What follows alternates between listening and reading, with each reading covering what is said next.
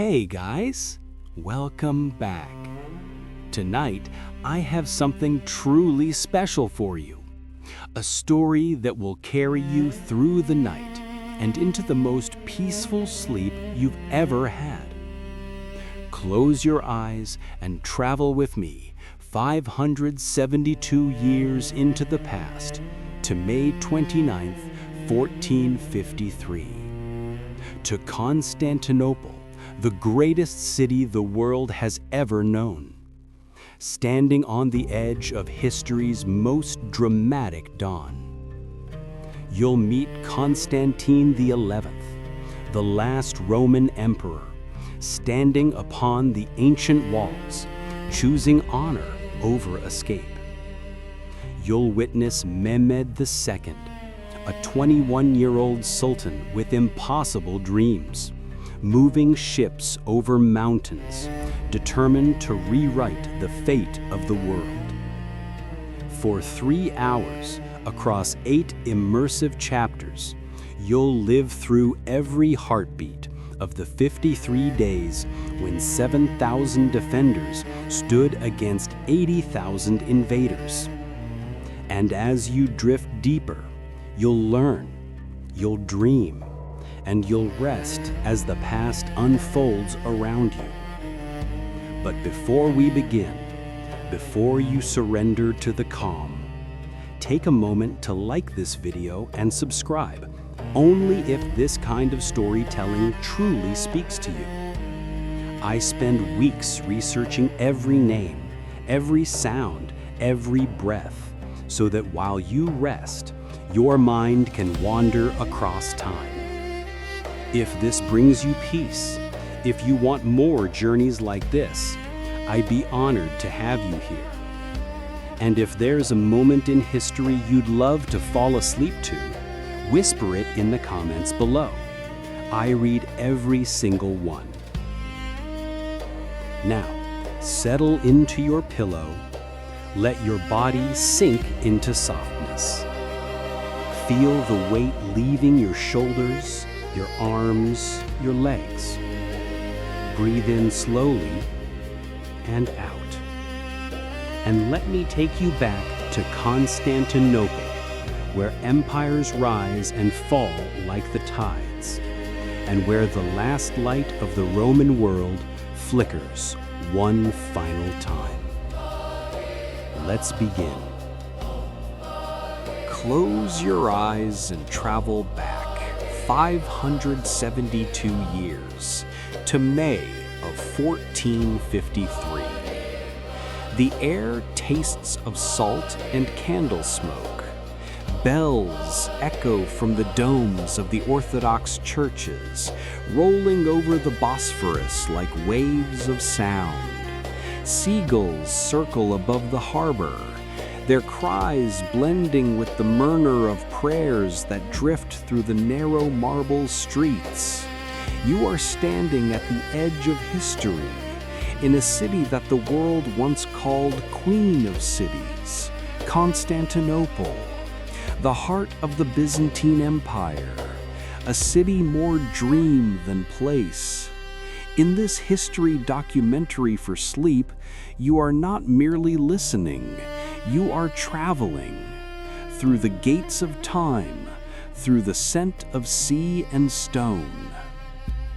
The walls rise before you, the Theodosian walls, stretching 6.5 kilometers from the Sea of Marmara to the Golden Horn, older than empires, stronger than earthquakes. Every block of stone has survived siege and storm, whispering the names of emperors long turned to dust. Inside these walls, life still beats gently. About 50,000 souls remain in a city that once held 500,000. They move quietly beneath the vast sky, lighting candles, mending sails, whispering to icons, wondering if tomorrow will still belong to Byzantium. Above it all, like a crown made of light, stands Hagia Sophia, the great church. Its golden dome floats as if suspended by heaven itself.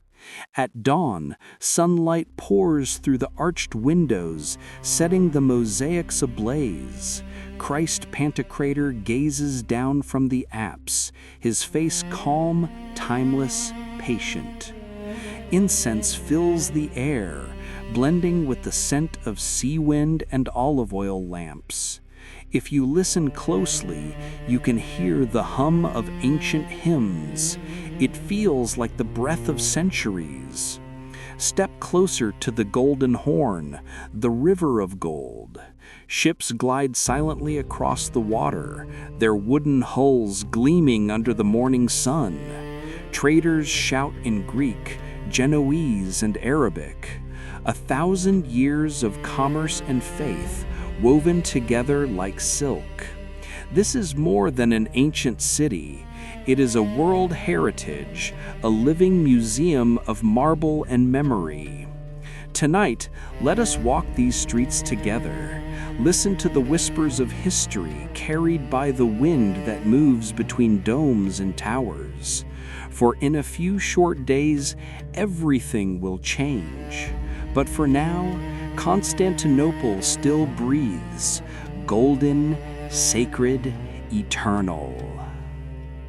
The sun climbs slowly above the Bosphorus, painting the water in liquid gold. From the harbor, you can hear the creak of wooden masts and the soft chanting of monks carried from the monasteries on the hills. Constantinople awakens gently, like a cathedral breathing. Along the narrow lanes, bakers open their doors, the scent of warm bread mixing with salt air. Women draw water from stone wells, their veils fluttering in the sea breeze. In the distance, the muezzin's call from Galata mingles faintly with the Orthodox bells, a melody of faiths echoing across continents. This is the crossroads of worlds, Europe and Asia, Rome and the Orient, bound by sea and spirit. You walk past the Hippodrome, once filled with roaring crowds and chariots of emperors. The statues still stand, horses of bronze, their eyes forever fixed on a past that refuses to die. Vendors sell silk from China, spices from Arabia, icons painted with crushed gold leaf. Every color tells a story. Every face bears the mark of centuries. The city itself feels alive, ancient, wise, and quietly proud. On a quiet street near the Forum, a scribe dips his quill into ink made from soot and wine. He copies the last sermons of a patriarch, his hand trembling slightly, as if aware that these words might soon become relics. Children chase pigeons beneath colonnades, laughing.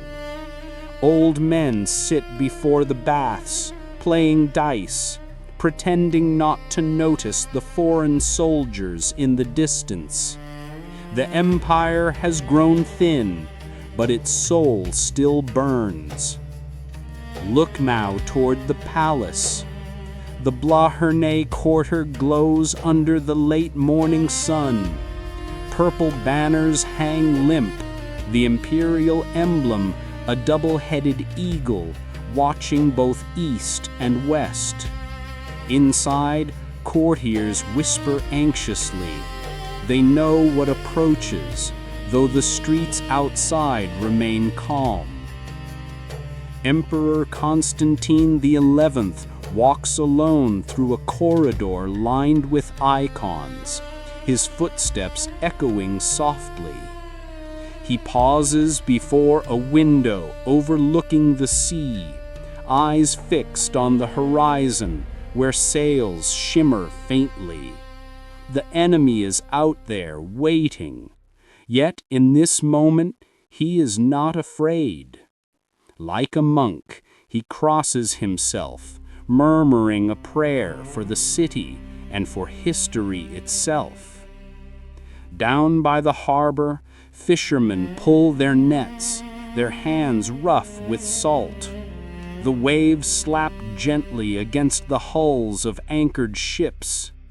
Somewhere a child sings an old Byzantine lullaby, a song about angels guarding the city through the night.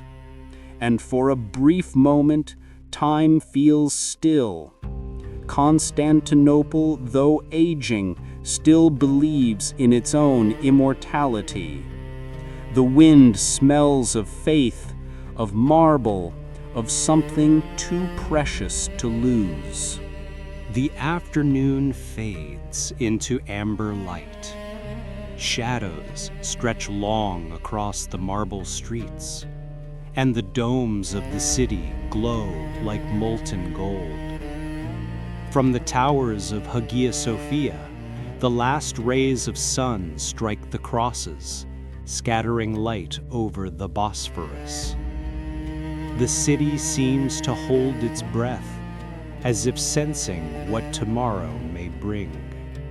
From a balcony near the seawalls, you watch fishermen return with their nets heavy with silver fish.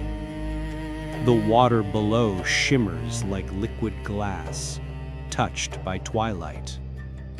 The scent of roasted figs and burning olive wood drifts from the markets, mixing with the salty wind. Voices call across the docks, soft, weary, human. For a moment, you realize that Constantinople is not just stone and empire. It's heartbeats and hands, fears and faith. It's a living world clinging to eternity. As night approaches, the bells begin again, slow, solemn, echoing over the harbor.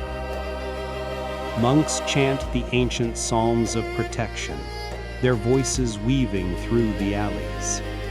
The sound travels across the city, touching every door, every window, every prayer whispered in the dark. Far away across the strait, a faint drumbeat answers, the sound of another world waiting. Yet within the walls, life continues with gentle defiance. Mothers light candles before icons. Soldiers polish their armor by lantern flame. And an old scholar sits beneath an olive tree, reciting Homer to himself. The air feels charged, not with fear, but with a sacred stillness. You walk once more along the Theodosian walls. The stones are cool beneath your hands, the scent of sea moss rising with the evening tide. Beyond them lies the deep blue of the Sea of Marmara, endless and ancient. Above, the sky opens into a cathedral of stars. You can almost hear the whisper of time itself. 1,000 years of glory and grief hum beneath the surface. The city's lights flicker like candles on an altar, fragile, beautiful, unwilling to die. Down in the harbor, the Golden Horn mirrors the moon. Ships rest silently, their ropes creaking as the tide turns. Somewhere, a guard hums a hymn to stay awake. Dogs bark in distant courtyards. A child's lullaby fades into the wind. The city sleeps, but uneasily. The breeze carries a hint of smoke from campfires beyond the horizon. Yet the stars remain bright, watching as they always have. For tonight, the Queen of Cities still reigns. Her walls still stand, her people still pray, and the bells of Constantinople, ringing through the velvet dark, remind the world that beauty can stand at the edge of ruin and still shine. The story of Constantinople begins not with its fall, but with its rise. 3 centuries after Christ, the Roman Empire was trembling under its own weight. Corruption, wars, and division had turned the old world weary. Yet, in the year 330 AD, one man dreamed of rebirth. His name was Constantine the Great. He stood on the shores of the Bosporus, where 2 continents kissed, and saw not just water and land, but destiny. There he would build a new Rome, not of decay and blood, but of faith and endurance. The city rose like a phoenix. Marble columns gleamed in the sunlight. Forums, baths, and basilicas spread across the hills.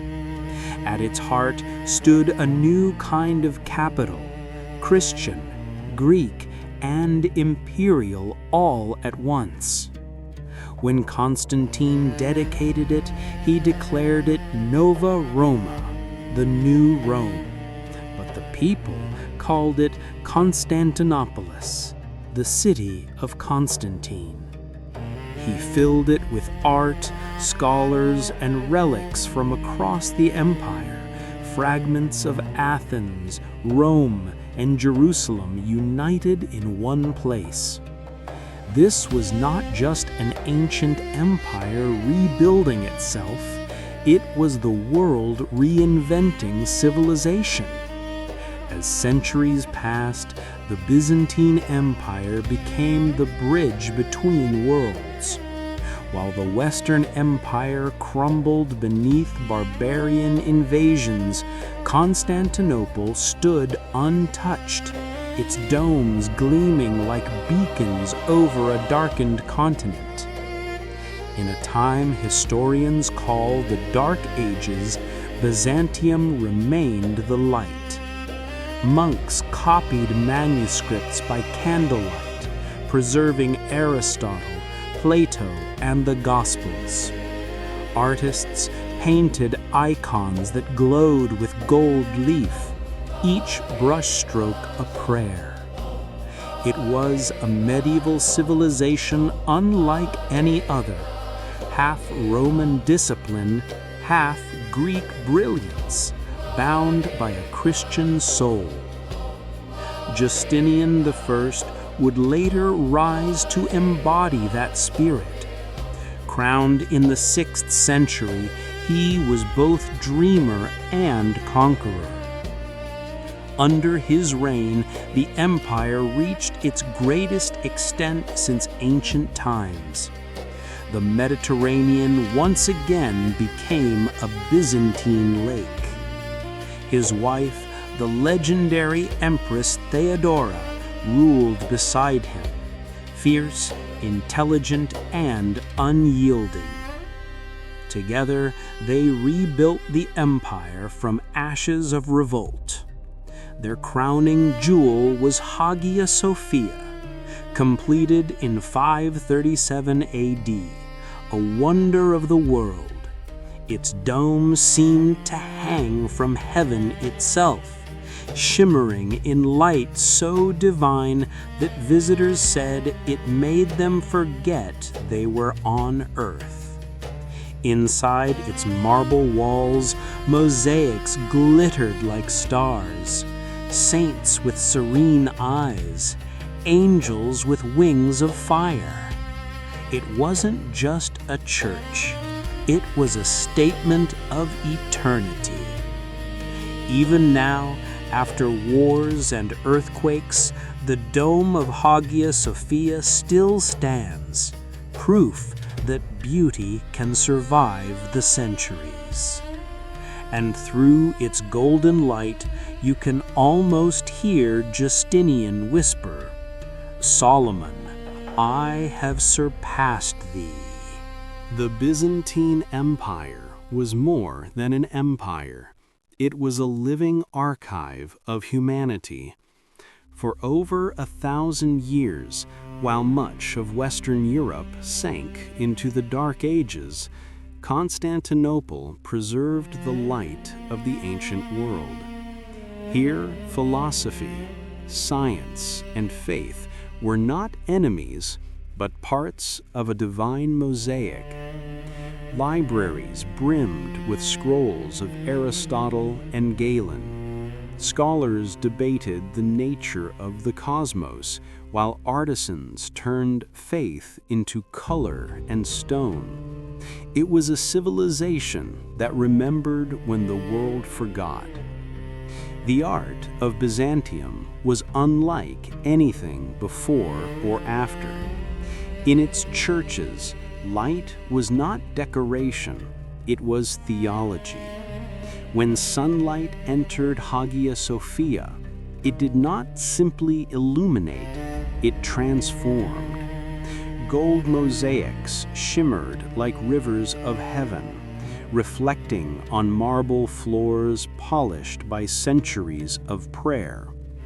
Icons glowed with a sacred warmth, their faces both human and divine, inviting worshippers to gaze not at the paint, but through it, toward eternity.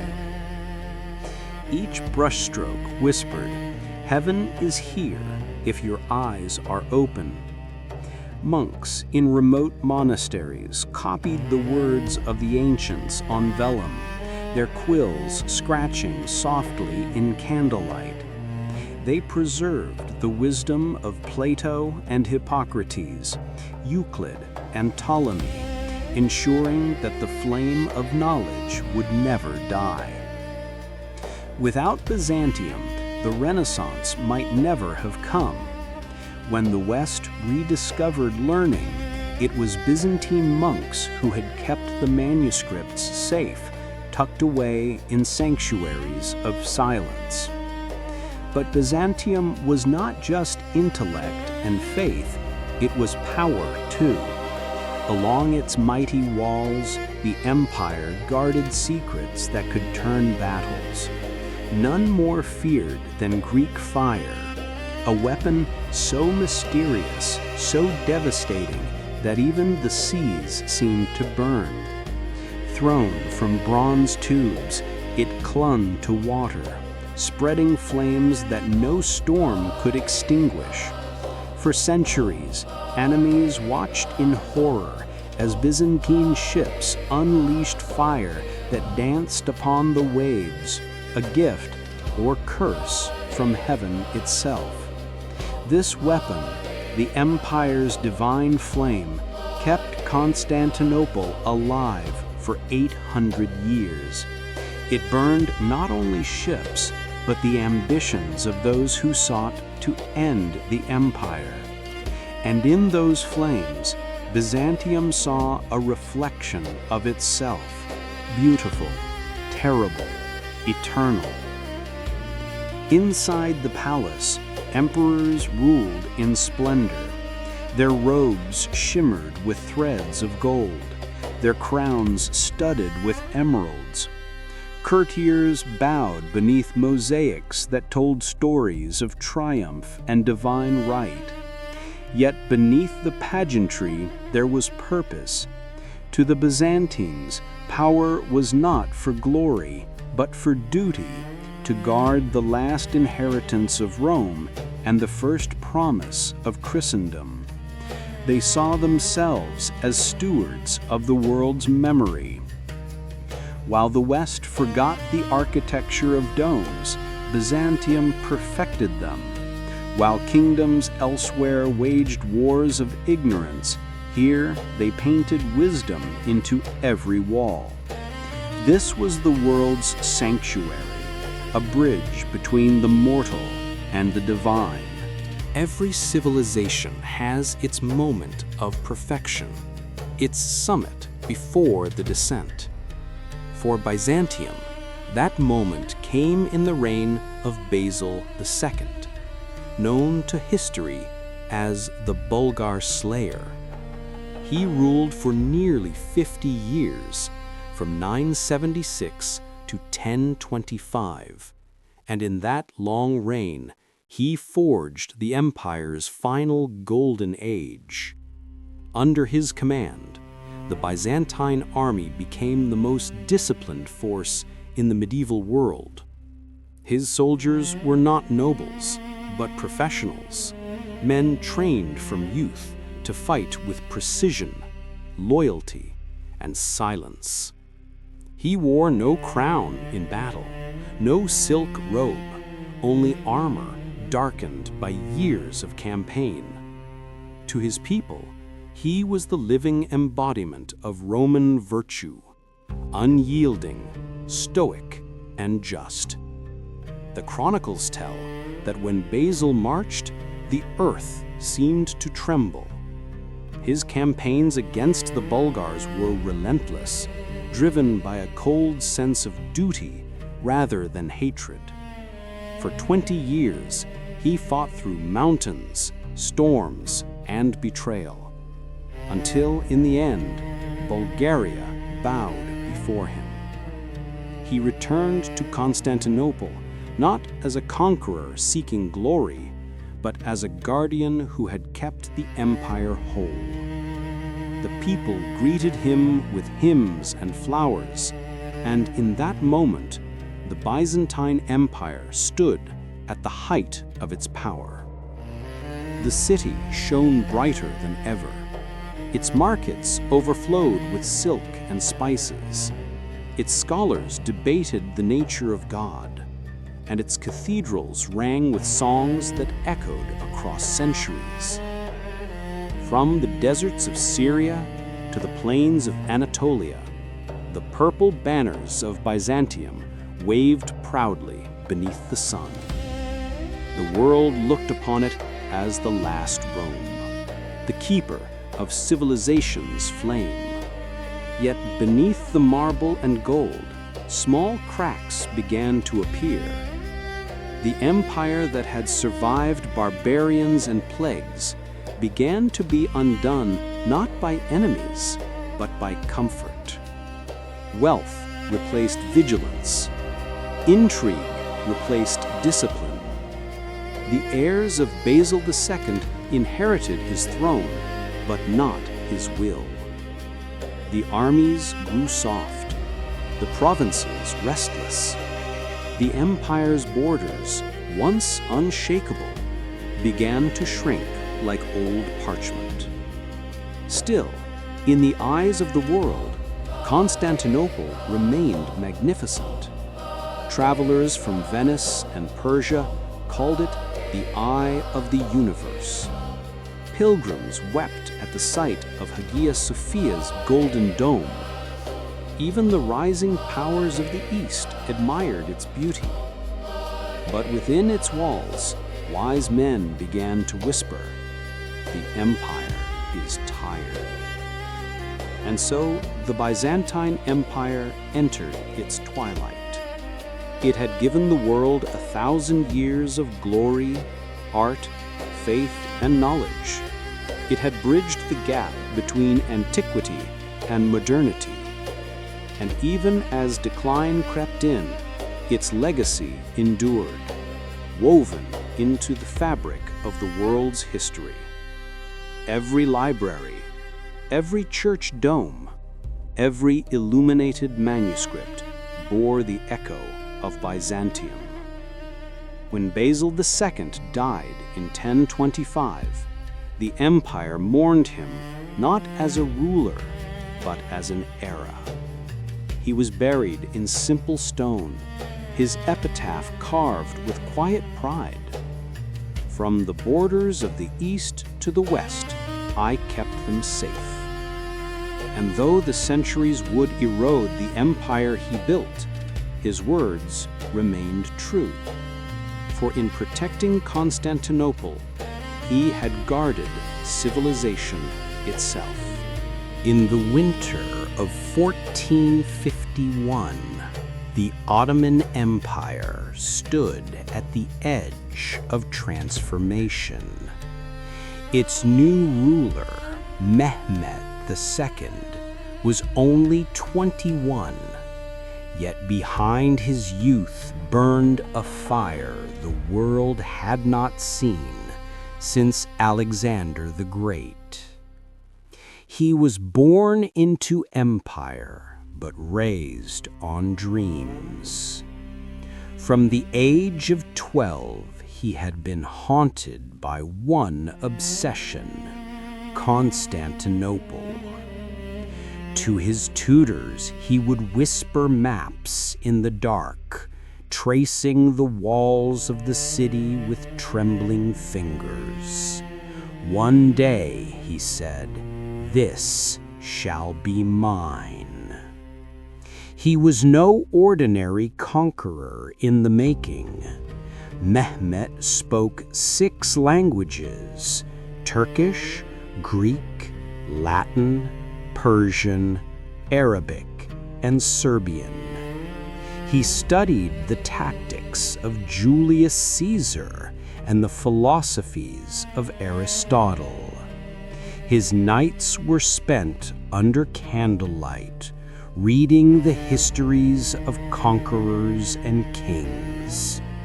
His tutors taught him mathematics and astronomy, but his heart belonged to strategy. In him, intellect and ambition fused into something formidable. When his father, Sultan Mehmed II, died, the court doubted the boy. Too young, they whispered, too bold. The Byzantines laughed quietly across the Bosphorus, sure that another child sultan would fall to palace intrigue or inexperience.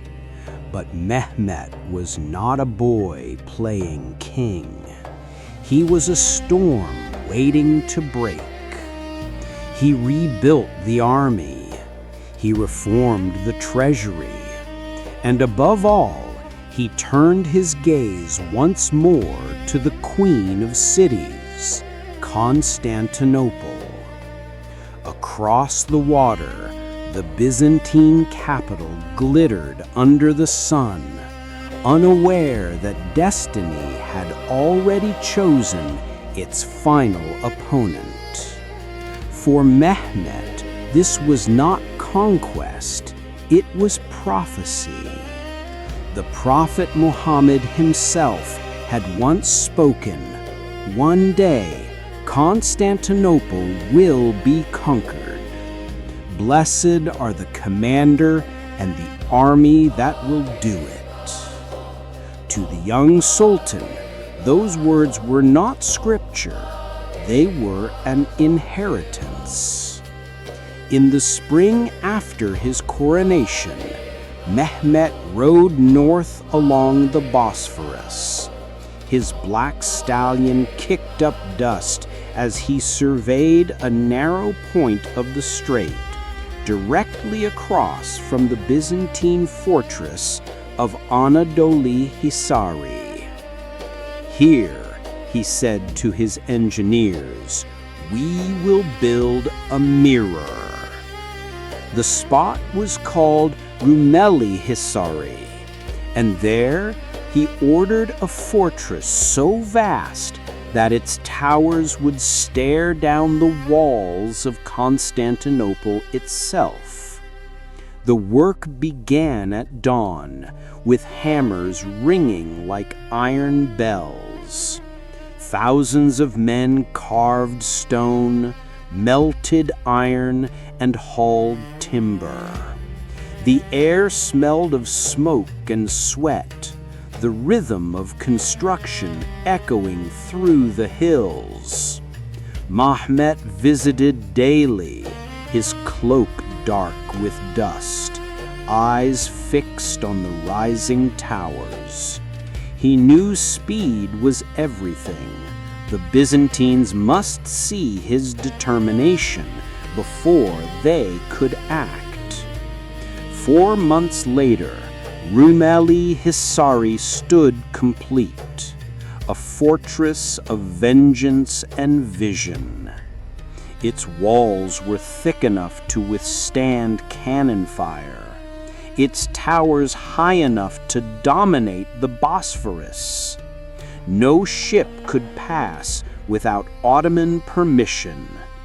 Constantinople, for the first time in 1,000 years, was trapped. At 21, Mehmet had achieved what emperors before him could only dream of. He had built the hand that would close around the heart of Byzantium. And when the fortress gates shut for the first time, the echoes rolled across the water like thunder. The young sultan watched from his horse, wind tugging at his cloak, his face illuminated by the sunrise. In his eyes burned the calm of destiny. As the fortress of Rumeli Hisari cast its shadow across the Bosphorus, Mehmed's mind turned toward his next creation, the weapon that would break the unbreakable. He summoned to his court a man named Urban, a Hungarian engineer whose genius was matched only by his desperation. Urban had once offered his designs to the Byzantines, but the empire's treasury was too poor to fund his dream. Now, in the Ottoman court, his hands trembled not from fear, but from opportunity. "Can you build a cannon to bring down the walls of Constantine?" Mehmed asked. Urban smiled faintly. "My sultan, I can build you one that will shake the world." And so, in the early spring of 1452, a new sound joined the air near Edirne, the hammering of destiny. Sparks flew like stars as hundreds of blacksmiths melted bronze and iron in furnaces that glowed white hot. The smell of molten metal mixed with smoke and sweat. The clang of hammers became a hymn of war. Each blow echoed through the valley, steady, rhythmic, like the heartbeat of something colossal awakening beneath the earth. Day after day, the foundries roared. Urban oversaw every measurement, his eyes glowing behind the firelight. Mehmed visited often, his boots coated with ash, his face calm yet alive with purpose. He watched as molten metal poured into giant molds, cylindrical monsters 8 meters long, wide enough for a man to crawl inside. As the metal cooled, steam hissed like serpents. The basilica cannon was being born. When the barrel finally hardened, craftsmen engraved its sides with the tugra, the royal seal of the Sultan. Around it, Quranic verses were carved, invoking divine victory. Urban's eyes watered as he whispered, "This will be heard from heaven to hell." It took 60 oxen and 200 men to move the cannon from the foundry to the battlefield. The ground trembled under its weight. Children along the roads watched in awe as the great bronze beast rolled past, glinting under the sun.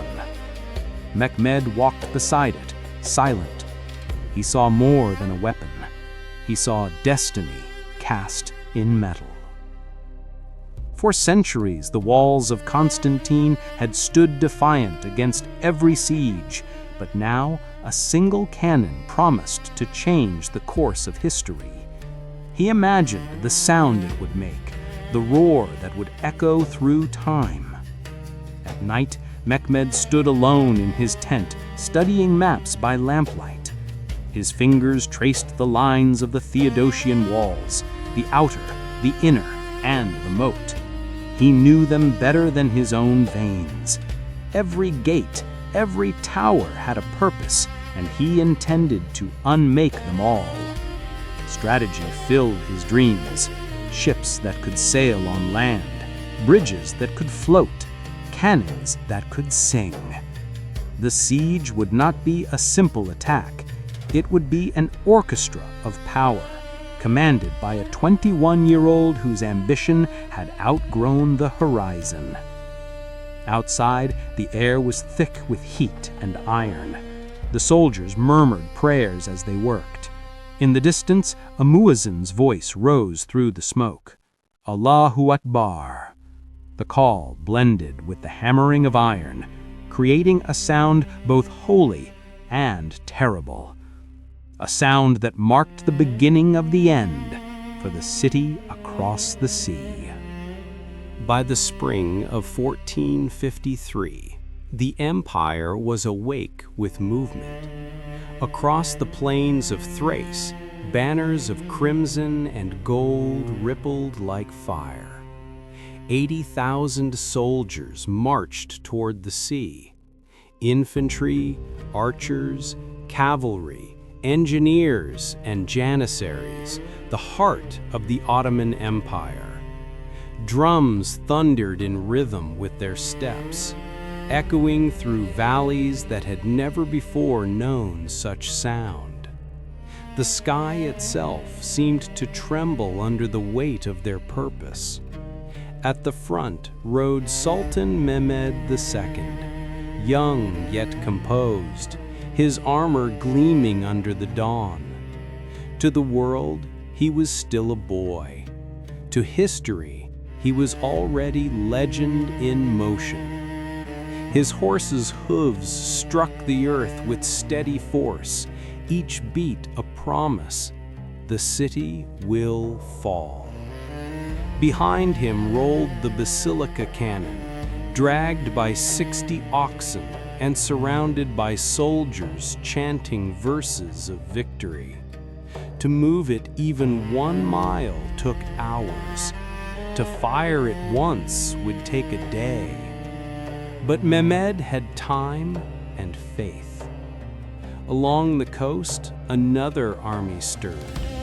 120 ships waited in Gallipoli, their sails stitched from silk and linen, ready to choke the Bosporus. They would seal the sea while the cannons shattered the land. From above, the strategy looked like a tightening circle. Constantinople was the heart. Mehmed was the hand closing around it. Each morning he walked among his men. No crown, no throne, just a cloak of black and a gaze of iron. Soldiers touched the hem of his robe as he passed, whispering prayers.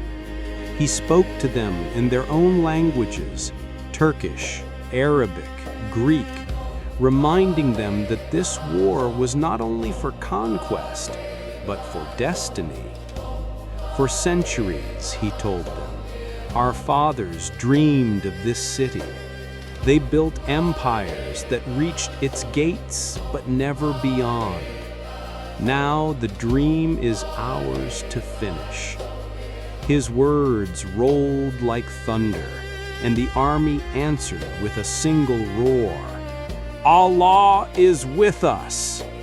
The echo traveled across the fields, reached the hills, and fell upon the waters where ships rocked impatiently under the wind. Night after night, the Ottoman camp became a city of stars. Fires burned across the hillsides, each one marking a division of men, a heartbeat of empire. The air was alive with the sounds of sharpening blades, horses breathing, and the low hum of prayers. In the distance, the faint outline of Constantinople shimmered under moonlight. Mehmed stood in his tent, maps spread before him, the flicker of oil lamps tracing his young face with gold and shadow. A 21-year-old sultan, with the ambition of Alexander, the strategy of Caesar, and a destiny written in the stars. Outside, thunder rolled, though the sky was clear. It was the basilica cannon being tested. The roar tore through the air like divine judgment. In that sound, the world heard something ancient die and something new begin. What generations of Ottoman rulers had failed to achieve, Mehmed would accomplish in 53 days. The boy who once dreamed of Constantinople now stood ready to claim it. The wind over Constantinople carried both silence and sorrow. On the marble balcony of the Blacorna Palace, Emperor Constantine XI, Palaeologos, looked out toward the sea. The horizon burned orange with the light of Ottoman campfires. 80,000 men. Drums rolled in the distance, slow, relentless, like the heartbeat of fate itself. Inside the city walls, only 7,000 defenders remained. 5,000 Byzantines, 2,000 foreign allies.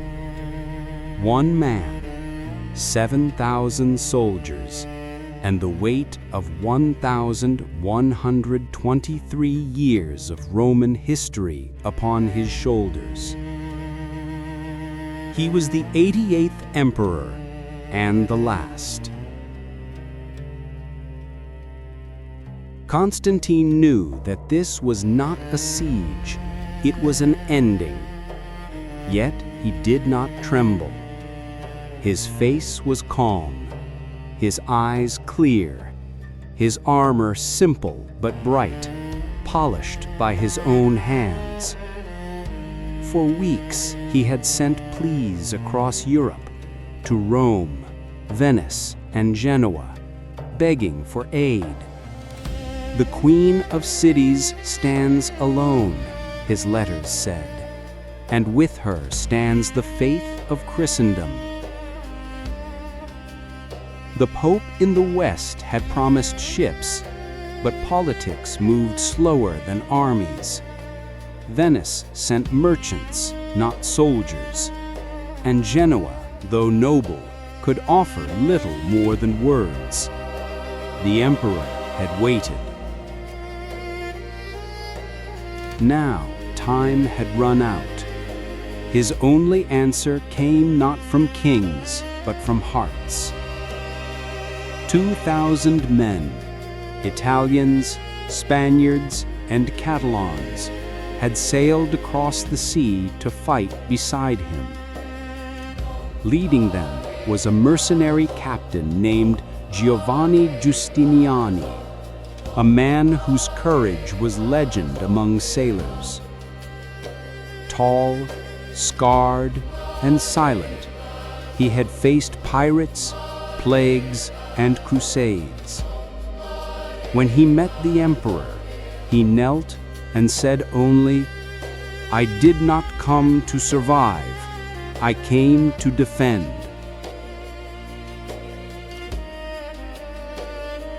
Constantine placed a hand upon his shoulder. "Then fight beside me, brother." And so they prepared. The sounds of forges returned to the sleeping city. Sparks flew as armor was mended, swords sharpened, shields reforged. The streets that once echoed with prayers now rang with hammers and hoofbeats. The people worked together. Priests carrying stones, merchants bearing arrows, mothers bringing water to the walls. Constantinople had become one heart.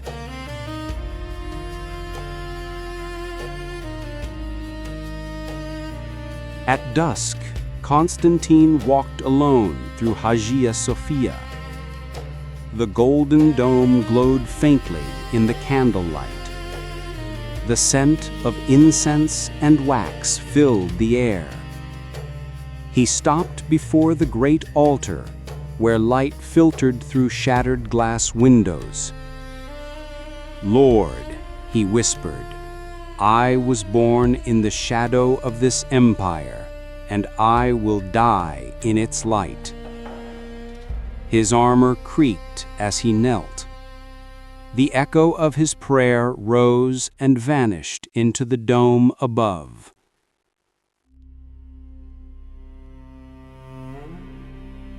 That night, the bells of Hagia Sophia rang for what might be the last time.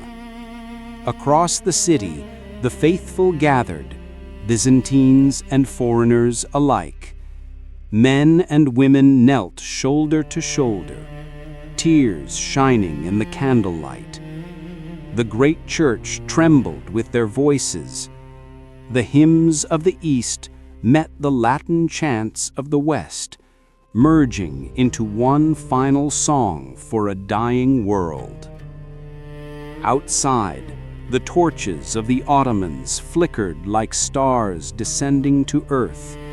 But within those walls, faith burned brighter still.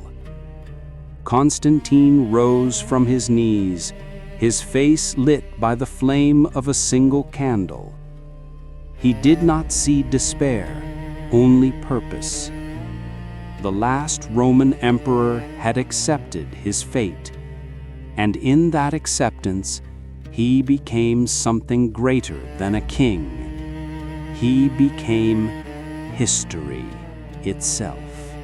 Dawn approached like a hesitant prayer.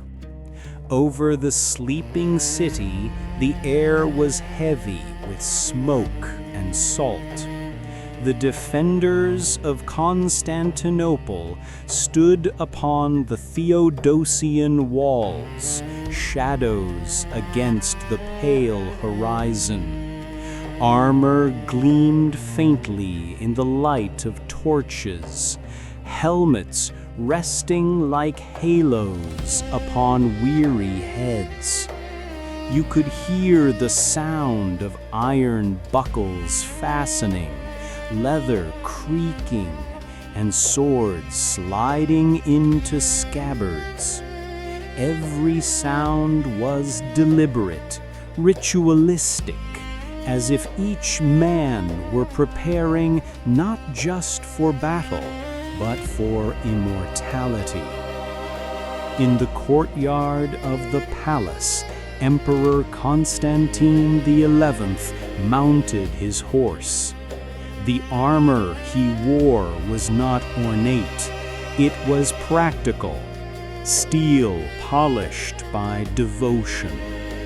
The crest upon his chest bore a fading double-headed eagle, the ancient emblem of Rome. Around him, officers bowed in silence. Giovanni Giustiniani stood at his side, checking the defenses along the Mesoteikion, the weakest section of the wall. Their eyes met, and no words were needed. Both men knew they were standing at the edge of history. As the sun's first light touched the city's domes, church bells rang in unison. The sound rolled across the golden horn, soft yet defiant. Citizens lined the streets, carrying bread, water, and blessings for the soldiers. Some wept, others sang. In every face was the same quiet resolve. This was home, and it would not fall without a fight. Inside Hagia Sophia, priests in dark robes swung censers heavy with incense. The air shimmered with gold dust and smoke. The vast dome seemed to breathe, catching the echoes of ancient hymns. Constantine entered through the great doors, his boots clicking softly against the marble floor. Behind him followed nobles, soldiers, and common folk alike. There were no ranks here, only souls seeking strength. The emperor knelt before the altar. His voice, low but steady, filled the space.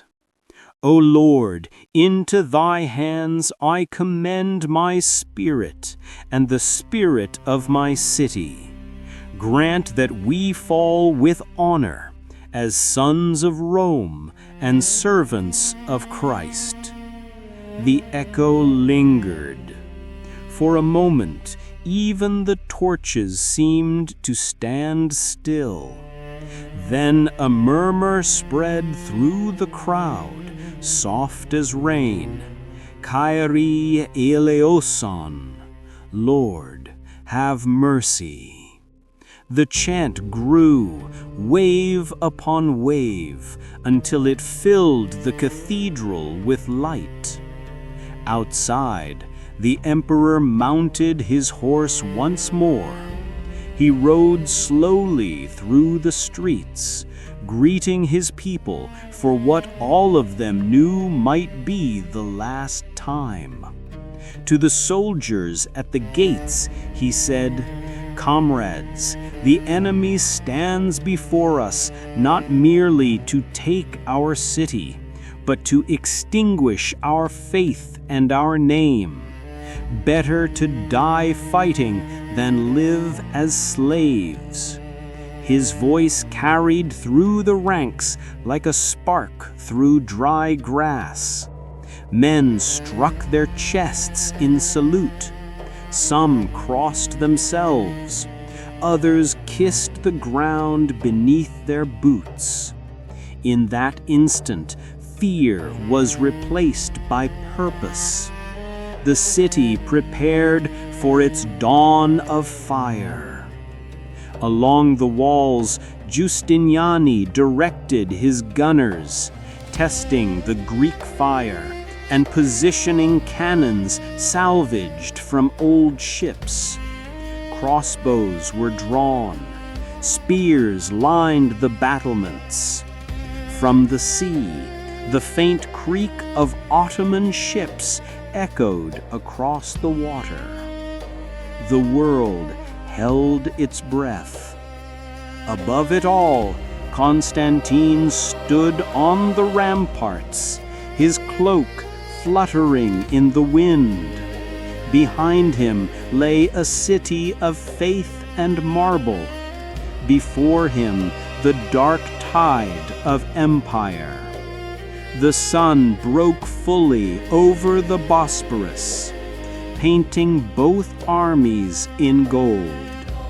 It was a beautiful morning for the last day of Rome. The night before the final assault, Constantinople slept uneasily beneath a sky of fire.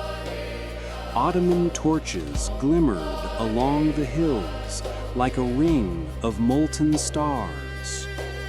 From the sea came the low hum of ships shifting in the tide.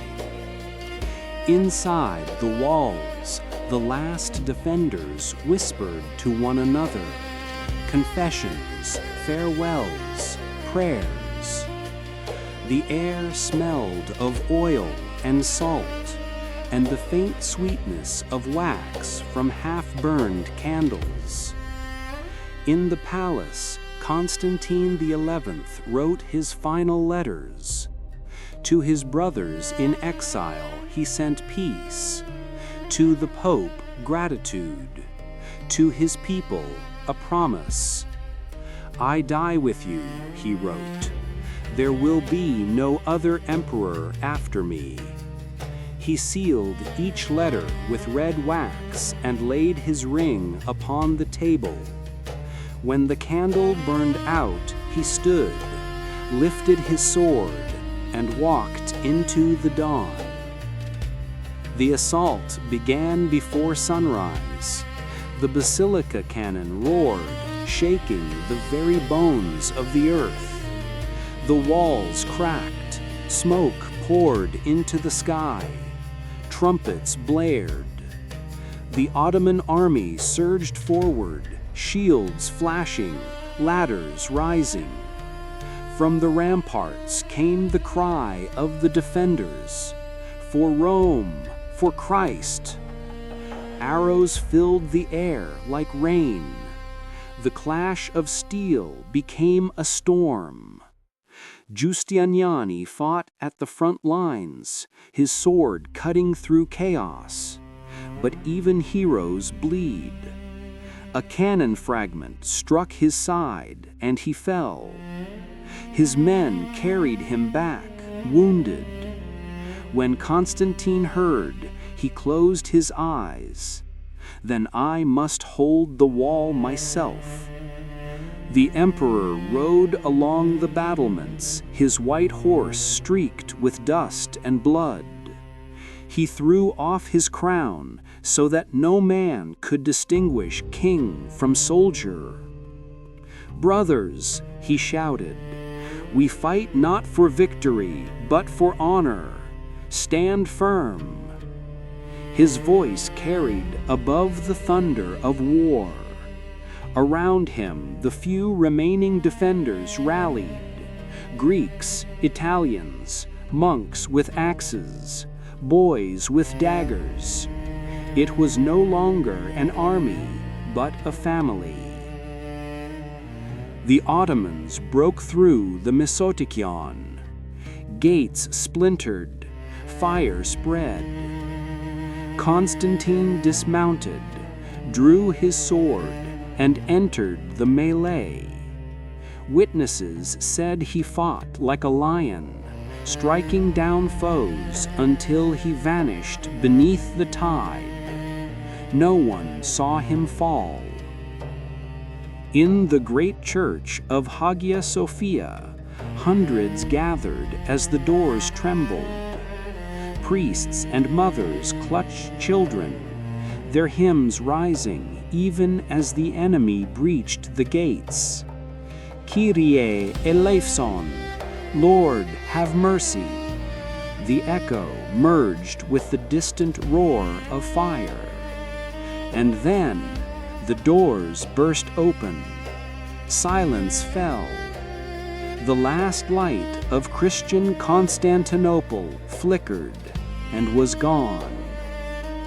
Outside, Mehmed the Conqueror rode through the gates of the fallen city. He looked upon the ruins of Hagia Sophia and dismounted. There is no conqueror without a worthy foe. He ordered prayers for the dead, friend and enemy alike. History had turned its page. But somewhere in the heart of the city, the spirit of Constantine still walked, armor dented, sword drawn, guarding the walls that no longer stood. April 6, 1453. The morning began not with birdsong, but with thunder. From the Ottoman lines, the basilica cannon roared and the world shook. The ground beneath Constantinople trembled like a living thing. Windows shattered, the air itself seemed to tear apart. From the ramparts, soldiers watched as a cloud of dust and smoke rose higher than the Hagia Sophia's dome. The sound rolled across the Bosporus and came back again, echoing through time. Boom, boom, boom. Each blast like the heartbeat of apocalypse. The Theodosian walls, 3 layers of stone, brick, and mortar, 12 meters thick, had withstood centuries of siege. But never had they faced something like this. Each cannonball weighed 600 kilograms, a sphere of solid iron that smashed through towers, gates, and dreams alike. Cracks spidered across the walls, stones fell like rain. Yet when the smoke cleared, the defenders were still there, patching, lifting, rebuilding. Every night, under torchlight, masons and priests filled the wounds of the city with stone and prayer. The wall that fell by day was reborn by night. Mehmed II watched from his tent, his face unreadable. He had unleashed the greatest weapon of his age, yet the city still stood. "Reload," he commanded. Each shot took 2 hours to prepare. Melting powder, aligning the barrel, cooling the metal. The rhythm became the city's new clock. Cannon by day, hammer by night, faith by dawn. At the Golden Horn, the Byzantines had prepared their own miracle, the Great Chain. 500 meters long, 20 tons of forged iron. Each link weighed 50 kilograms, each hammered by hand. It stretched across the mouth of the harbor, glinting like a serpent in the water. No Ottoman ship could pass without challenge. Sailors rowed close, testing it, but the chain held. The Bosporus was still Byzantine, for now. Within the city, exhaustion began to take root. Food was rationed, bread measured by handfuls, yet hope persisted. Every morning, church bells rang and the defenders took their posts. From the highest towers, flags still waved, the red cross of the empire fluttering against black smoke. The women of Constantinople carried water to the walls. Children gathered stones to refill the battlements. Faith became their fortress when marble failed. Under the earth, another war began. Ottoman engineers dug tunnels toward the foundations of the city, mines filled with pitch, oil, and hope of collapse. But the Byzantines listened. They pressed their ears to the ground, hearing faint knocks in the soil, like ghosts papping from below. "They are coming," one whispered. So the counterminers began their work, digging toward the sound, torches flickering, air thick with dust. When the 2 tunnels met, men fought in the dark with knives, fire, and fear. It was war without sky, breathing smoke instead of air. For 7 days and nights, the cannon roared and the mines burned, but the city endured. Mehmed grew restless. In his tent, he studied maps by candlelight, whispering to himself, 53 days, that is all I will need. Outside, the storm continued. Boom, boom, boom, the rhythm of fate. By the second week, Constantinople was a city of smoke and echo. The basilica cannon thundered day after day, but the walls, scarred, cracked, and blackened, still held. Mehmed's frustration grew. "Why do they not fall?" he muttered, pacing the floor of his tent. Urban, the Hungarian engineer, bowed low. "Because the stones are old, my Sultan, but the men are older still." On April 12th, the Ottomans launched their first great assault. At dawn, drums rolled like thunder across the plains. The sky filled with arrows. Siege towers creaked toward the walls, pushed by hundreds of men beneath wooden shields. The air reeked of smoke, sweat, and fear. But the Byzantines were ready. Under Giustiniani's command, The defenders rained fire, stones, and boiling oil upon the attackers. The towers caught flame, the ladders splintered, the screams of battle rose like waves against the shore. Mehmed watched from his hilltop. His hand gripped the hilt of his sword. When the smoke cleared, he saw the impossible, the banners of Byzantium still flying. Justiniani's troops had repelled the first great assault.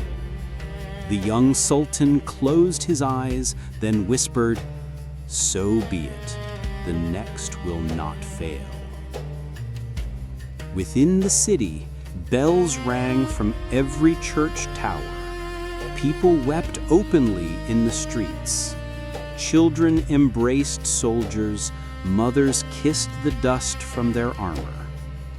That night, Constantinople shone not with fear, but with faith. Along the Theodosian walls, fires burned in iron braziers as men worked to rebuild.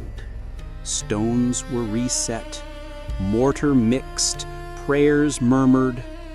From the distance, cannon fire still rolled, but to the defenders, each blast was no longer terror, but rhythm. They had survived the unthinkable. By the third week, both armies were exhausted. The Ottomans dug more tunnels beneath the earth, but Byzantine counterminers found and flooded them with water. Underground, men drowned without ever seeing the light. Above ground, hunger crept like a silent enemy.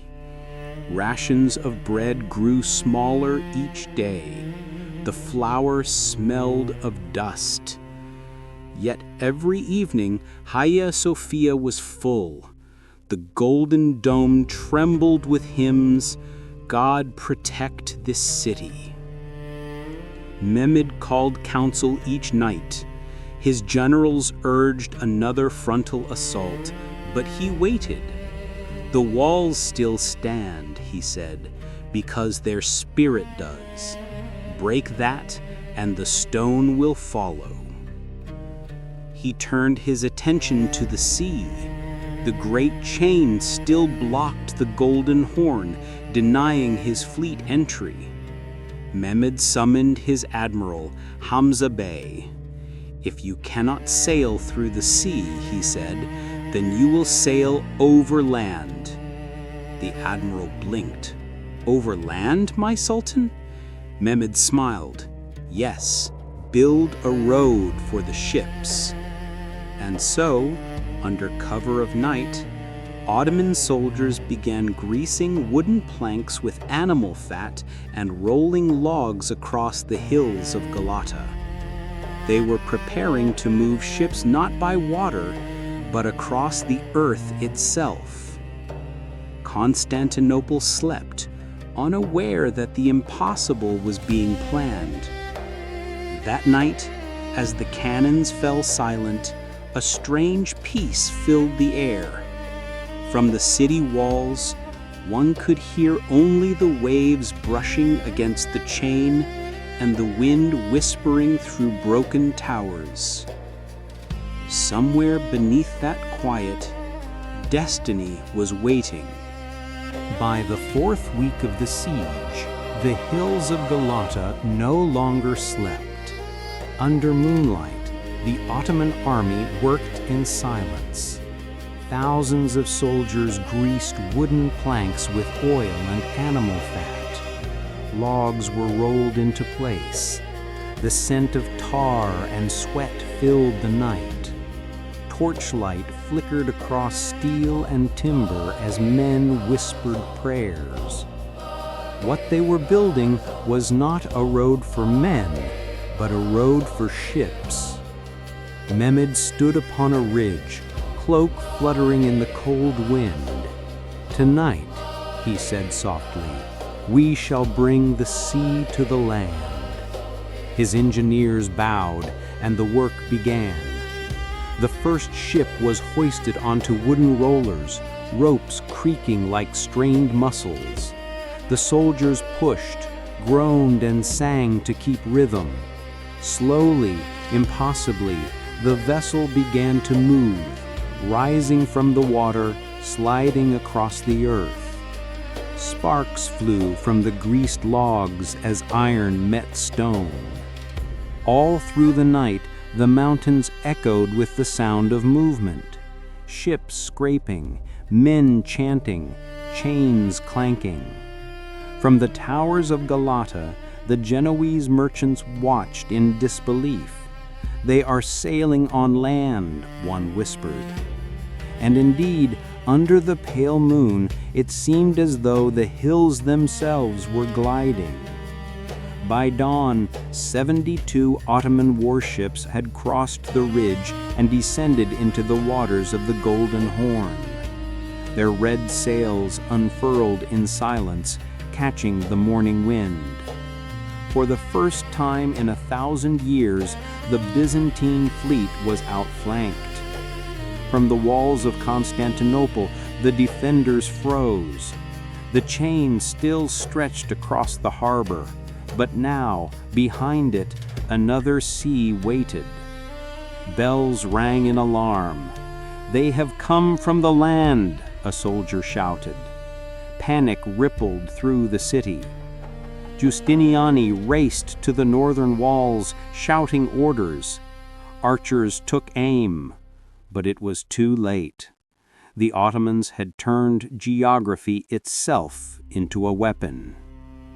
Mehmed rode down to the shore, his black stallion stamping the sand. Before him, the fleet floated like red petals upon the blue water. He raised his arm, and the drums began. Across the harbor, the ships moved as one, forming a crescent that mirrored the emblem upon his banner. Inside the city, Constantine XI watched from a tower balcony. The sound of the drums reached him through the wind, slow and inevitable. His face was calm, but his heart knew the siege had changed. The sea, once their refuge, was now their cage. Days passed. The cannon fire continued. Boom, boom, boom. The city shook, walls crumbling piece by piece. At night, repairs grew fewer, prayers longer. Bread turned to crumbs, wine to water. Yet the people endured. From the pulpit of Hagia Sophia, priests reminded them, "For every stone that falls, an angel stands in its place." By the 5th week, both sides were ghosts of themselves. The Ottomans had the numbers, but the defenders had resolve. The siege had become a duel between endurance and exhaustion. For 53 days and 53 nights, the chroniclers would later write, 7,000 souls stood between civilization and conquest. Every sunrise brought hope, every sunset brought fear, and every cannon blast reminded them time was running out. Imagine waking at dawn. The city is quiet, wrapped in the gray breath of morning mist. The wind carries the faint smell of salt and ash. A watchman climbs the northern tower above the Golden Horn, yawning, rubbing his eyes. He looks to the harbor, still blocked by the great chain, still safe, and then blinks. His heart stops. There, behind the chain, where no ship should ever be, sails rise from the fog.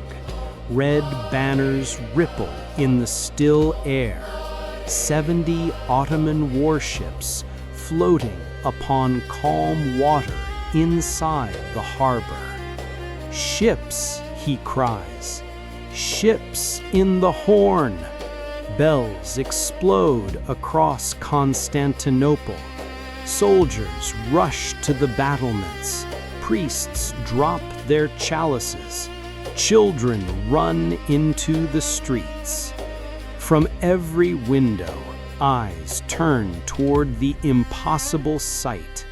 Beyond the Golden Horn, the hills of Galata shimmer in sunlight, and down their slopes gleam tracks of polished wood, slick with oil and blood. The truth crashes through the crowd like thunder. Mehmed had sailed his fleet over the mountains. In one night, 70 ships, each weighing between 10 and 15 tons, had crossed a mile of land. No cranes, no machines, only men, oxen, and sheer will. Ottoman engineers had built wooden tracks greased with animal fat, thick ropes as wide as a man's arm, and thousands of soldiers and beasts to pull. The ground had been flattened, the incline measured to the inch.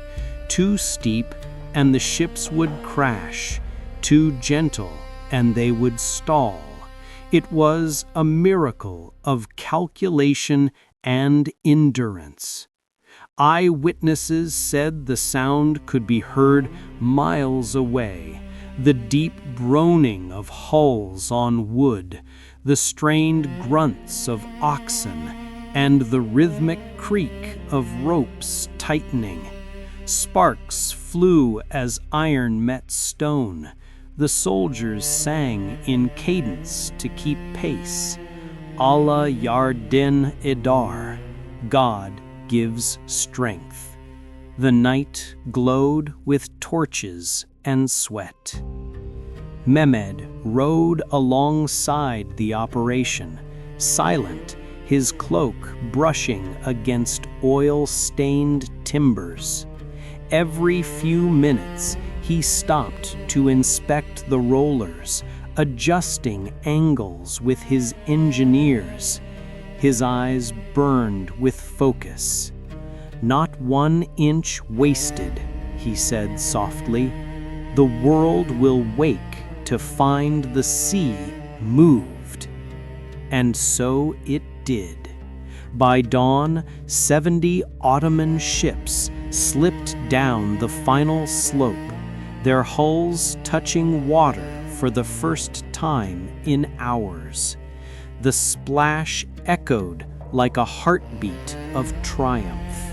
Sailors leapt aboard, unfurling crimson sails that caught the morning wind. The Golden Horn, once the Byzantine lifeline, was now their trap. Within the city, shock spread faster than fear.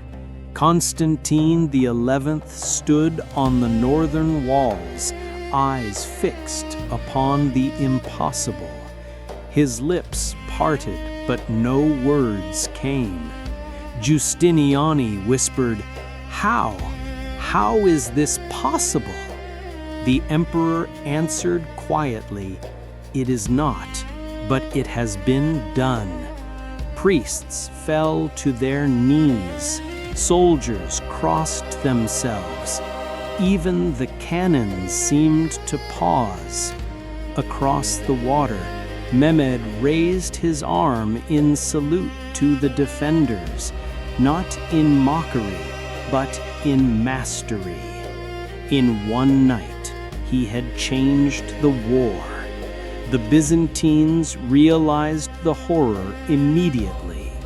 Their thin line of 7,000 must now stretch to defend not only the land walls, but the 7 kilometers of the harbor. Every man, every arrow, every hope divided in two. The city was being pulled apart just as the ships had been pulled over the mountains. And in that silent morning, as the drums began again in the distance, something broke, not in the walls, but in the hearts of the defenders. Historians would later call it one of the greatest engineering feats of the Middle Ages.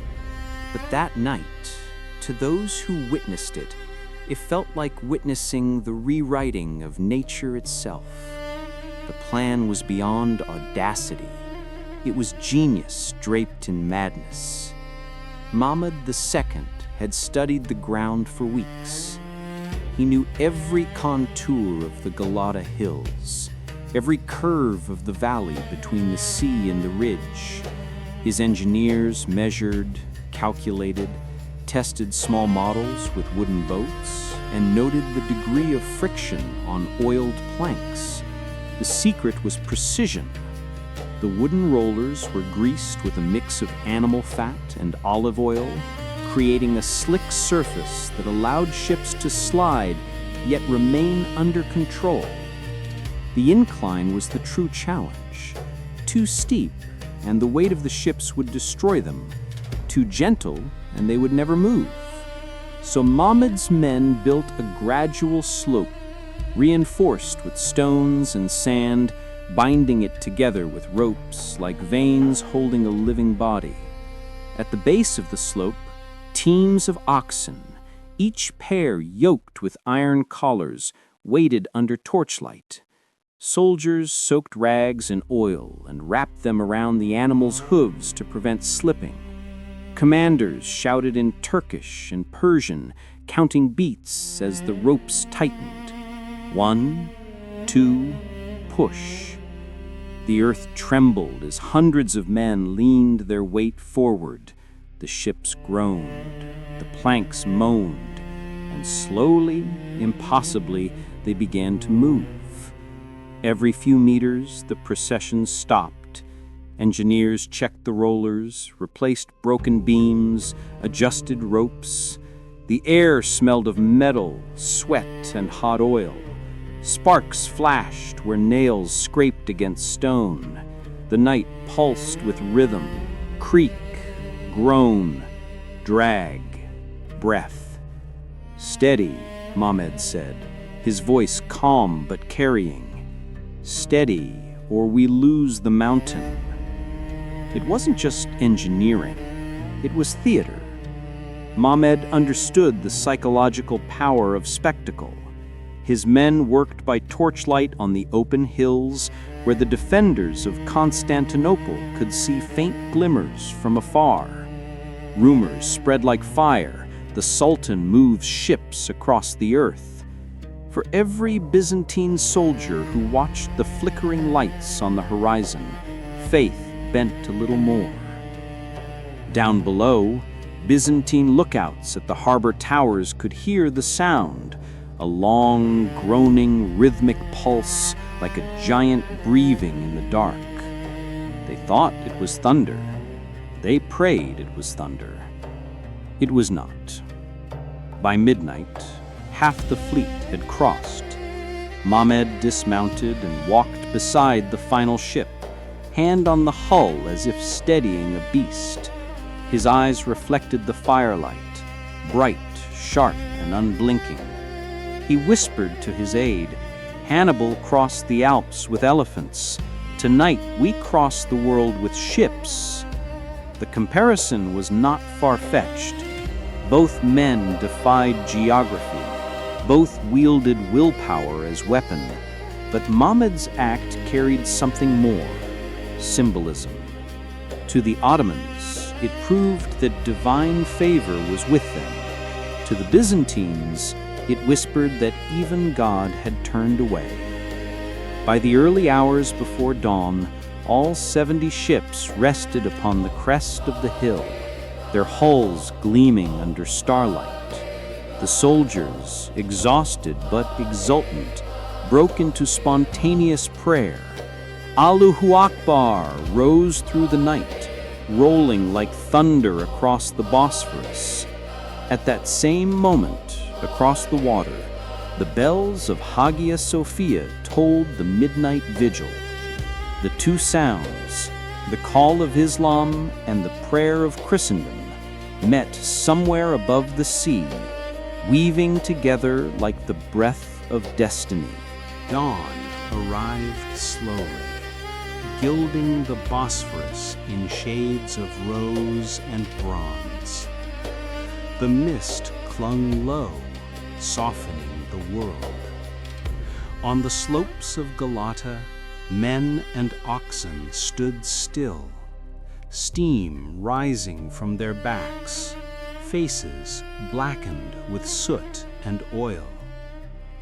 They had worked through the night, through hunger, through exhaustion, through disbelief. And now, before them, the last part of the journey awaited, the descent. Mehmed dismounted and walked to the front. His boots sank slightly into the damp earth. He ran a hand across the side of the lead ship, feeling the cold grain of the timber, the scars left by chains. "Careful," he said. "Gravity will test us more than strength did." His engineers nodded.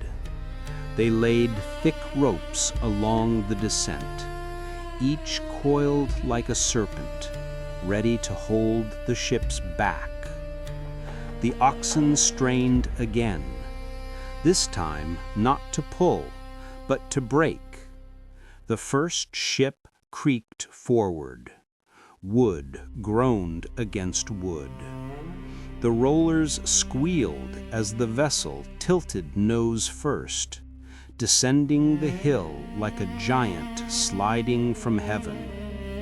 Men ran alongside it, tightening ropes, shouting instructions in Turkish, Arabic, Greek. Sparks burst as metal scraped stone. The hull trembled, but held. And then, water. The bow struck the surface with a sound that seemed to stop the world. Splash! The wave rolled out across the Golden Horn, carrying with it a new reality.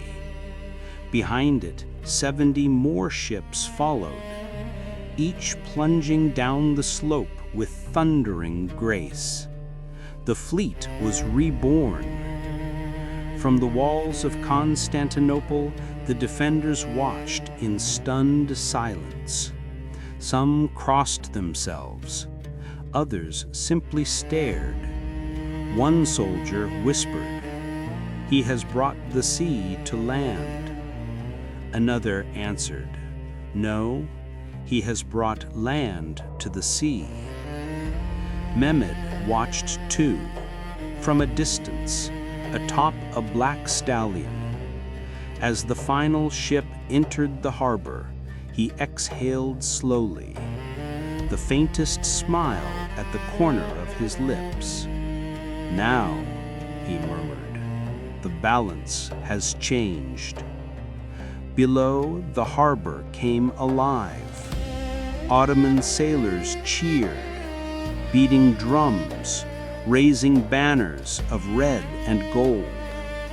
The sun broke through the mist, illuminating the crescent flags fluttering in rhythm with the waves. The chain that had once symbolized Byzantine invincibility now hung useless, mocked by the very water it tried to defend. Inside the city, panic spread like smoke.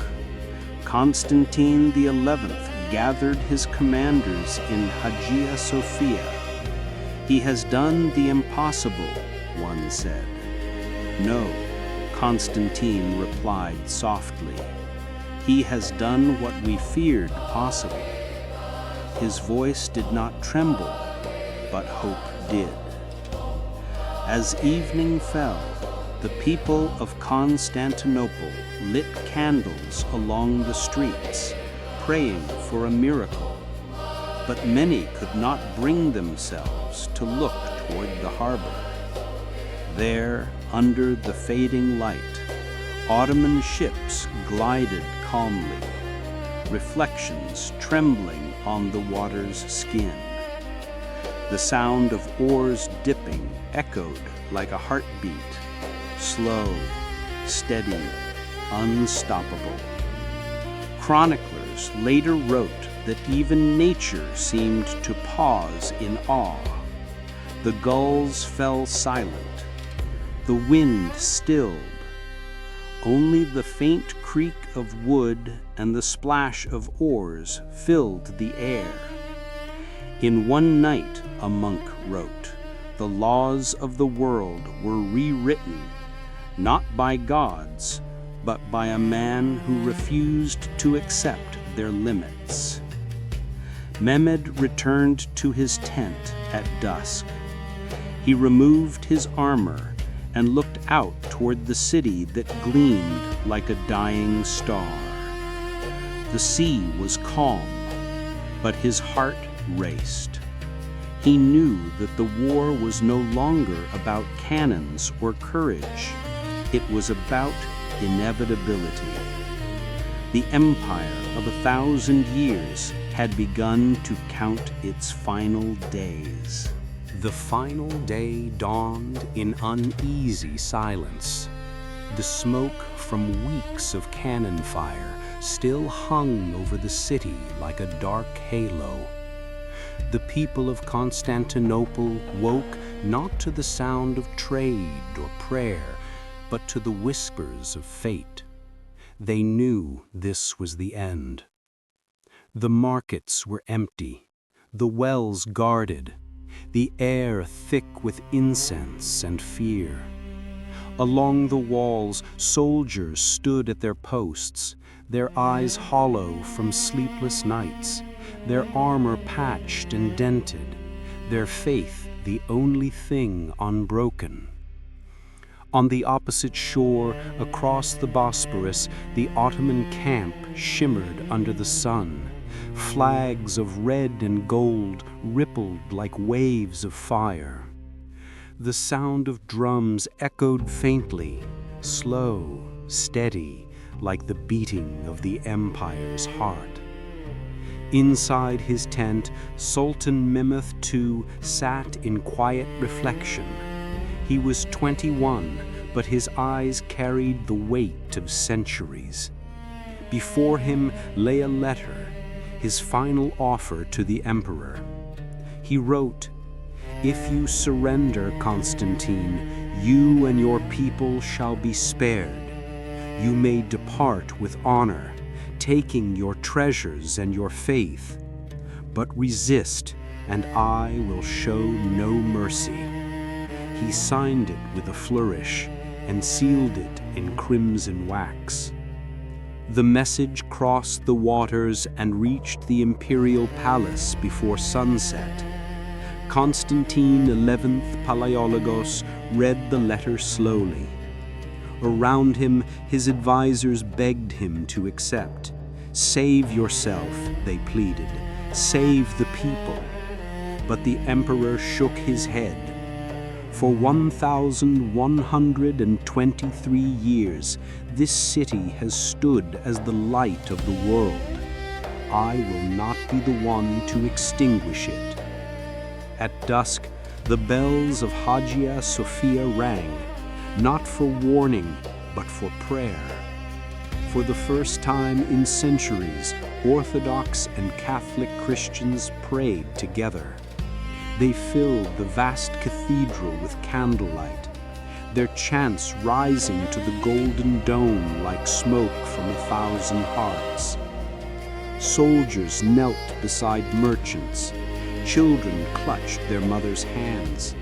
Priests whispered in Greek and Latin. And for that brief moment, the divisions that had torn Christendom apart melted away. They were one people, one city, one destiny. Constantine stood before the altar. He removed his crown and placed it upon the marble.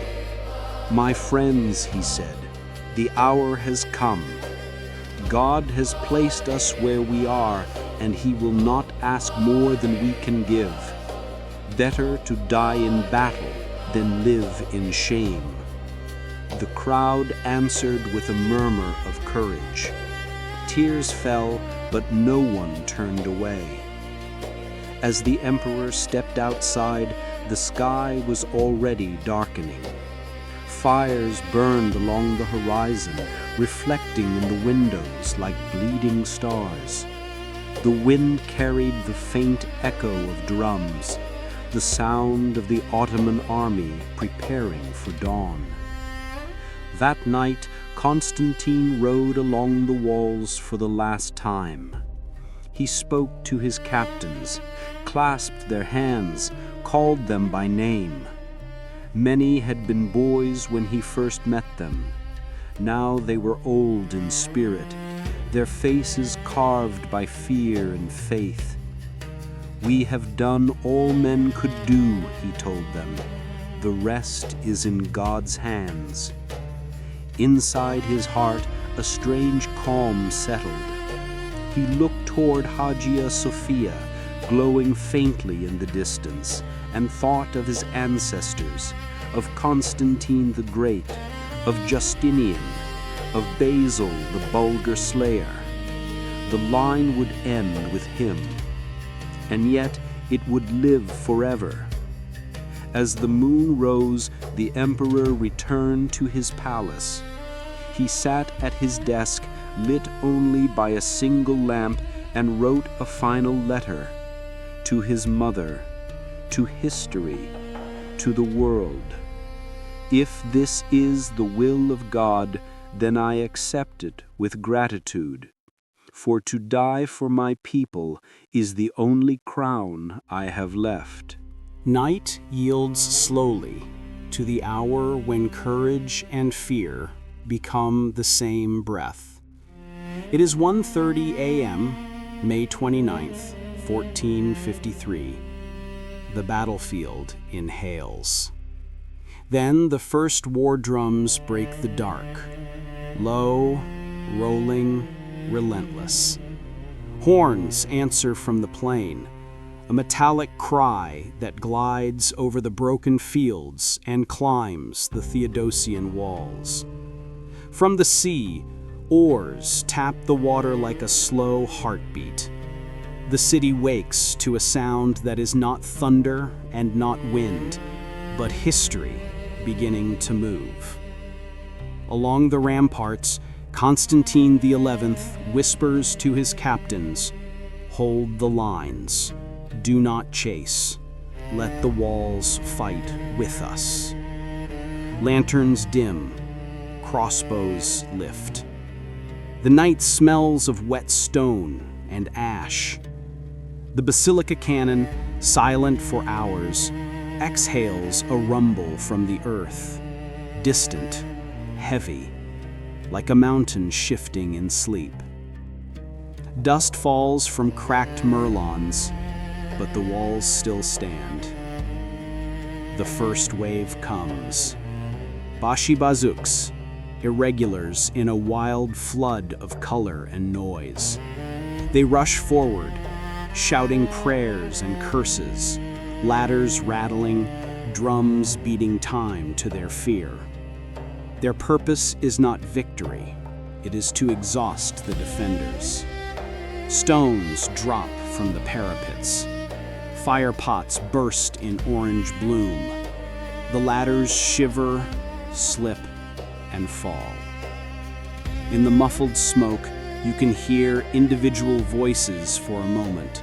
A plea, a promise, a name, and then only the sea wind again. The wave breaks and slides back, leaving silence that is not peace. Mehmed watches from his rise, unmoving, the moon silvering the edge of his helm. He lifts a hand, The second wave advances. Anatolian troops, disciplined, shields interlocked, torches hooded to preserve night vision. Siege horns throb like a vein in the dark. They move for the Mesotachion, where the wall is weakest, where Giustiniani has placed his Genoese and the best of the city's men. Arrows hiss, hooks bite stone, ladders take purchase. For a long breath, the line sways, wood against stone, will against gravity. Then the Byzantine defenders push as one body, shields out, spears down, a wall upon the wall, and the ladders peel away like bark in rain. The city has a minute to breathe. Bells toll from unseen towers, soft and human. In Hagia Sophia, a handful of candles still burn. Somewhere, an icon lamp gutters and steadies, as if refusing to go out. On the ramparts, Giustiniani moves like a steady flame, setting men where the wind is strongest. Hold, he says, hold and repair. His voice is tired steel. The third wave gathers, Janissaries, Mehmed's best, the silence before them louder than any drum. They advance without shouts, only the synchronized rattle of armor and the whisper of trained breath. Behind them, the great cannon speaks again, one colossal syllable that rolls across the Bosporus and back, a tide of air that presses the soul. Stones leap, dust blooms, gaps appear where gaps cannot be afforded. The Janissaries flow to those gaps like night water finding a seam. A spark of chance becomes a line of fate. Near St. Romanus Gate, a shard of iron from the cannon tears through the parapet and strikes Giovanni Giustiniani. The wound is deep. The breath leaves him in a rush that sounds like the sea. His men gather him, pleading for a moment more, but pain takes command. He yields to the ship waiting below. A single stretcher vanishes down the stairs, and with it goes a column of courage the city cannot spare. Word runs along the ramparts faster than any messenger. Giustiniani is gone. Men grip their weapons harder, but a measure of certainty turns to salt. Then, in a corner of the great defense, a small door matters more than a wall. The Cercoporta, perhaps left unbarred in the chaos, perhaps opened by trembling hands, yawns to the night. 50 Janissaries find it as water finds a crack. Boots echo in a stairwell that has not heard enemies for 1,000 years. Their feet touch the inner walk. A banner lifts. A shout rises that is both prayer and blade. Constantine hears it. He removes what purple remains, draws his sword, and breathes once as a man, not a myth. The city is fallen and I am still alive, he cries, not as surrender, but as verdict. He plunges into the surge near the St. Romanus Gate, where the line thins to its last thread. Around him, the faithful tighten ranks. No one speaks of escape. The sounds are close now. Leather on stone, iron against iron, the wind rushing through gaps where windows used to be. Through it all, the narration remains calm, like water describing a storm.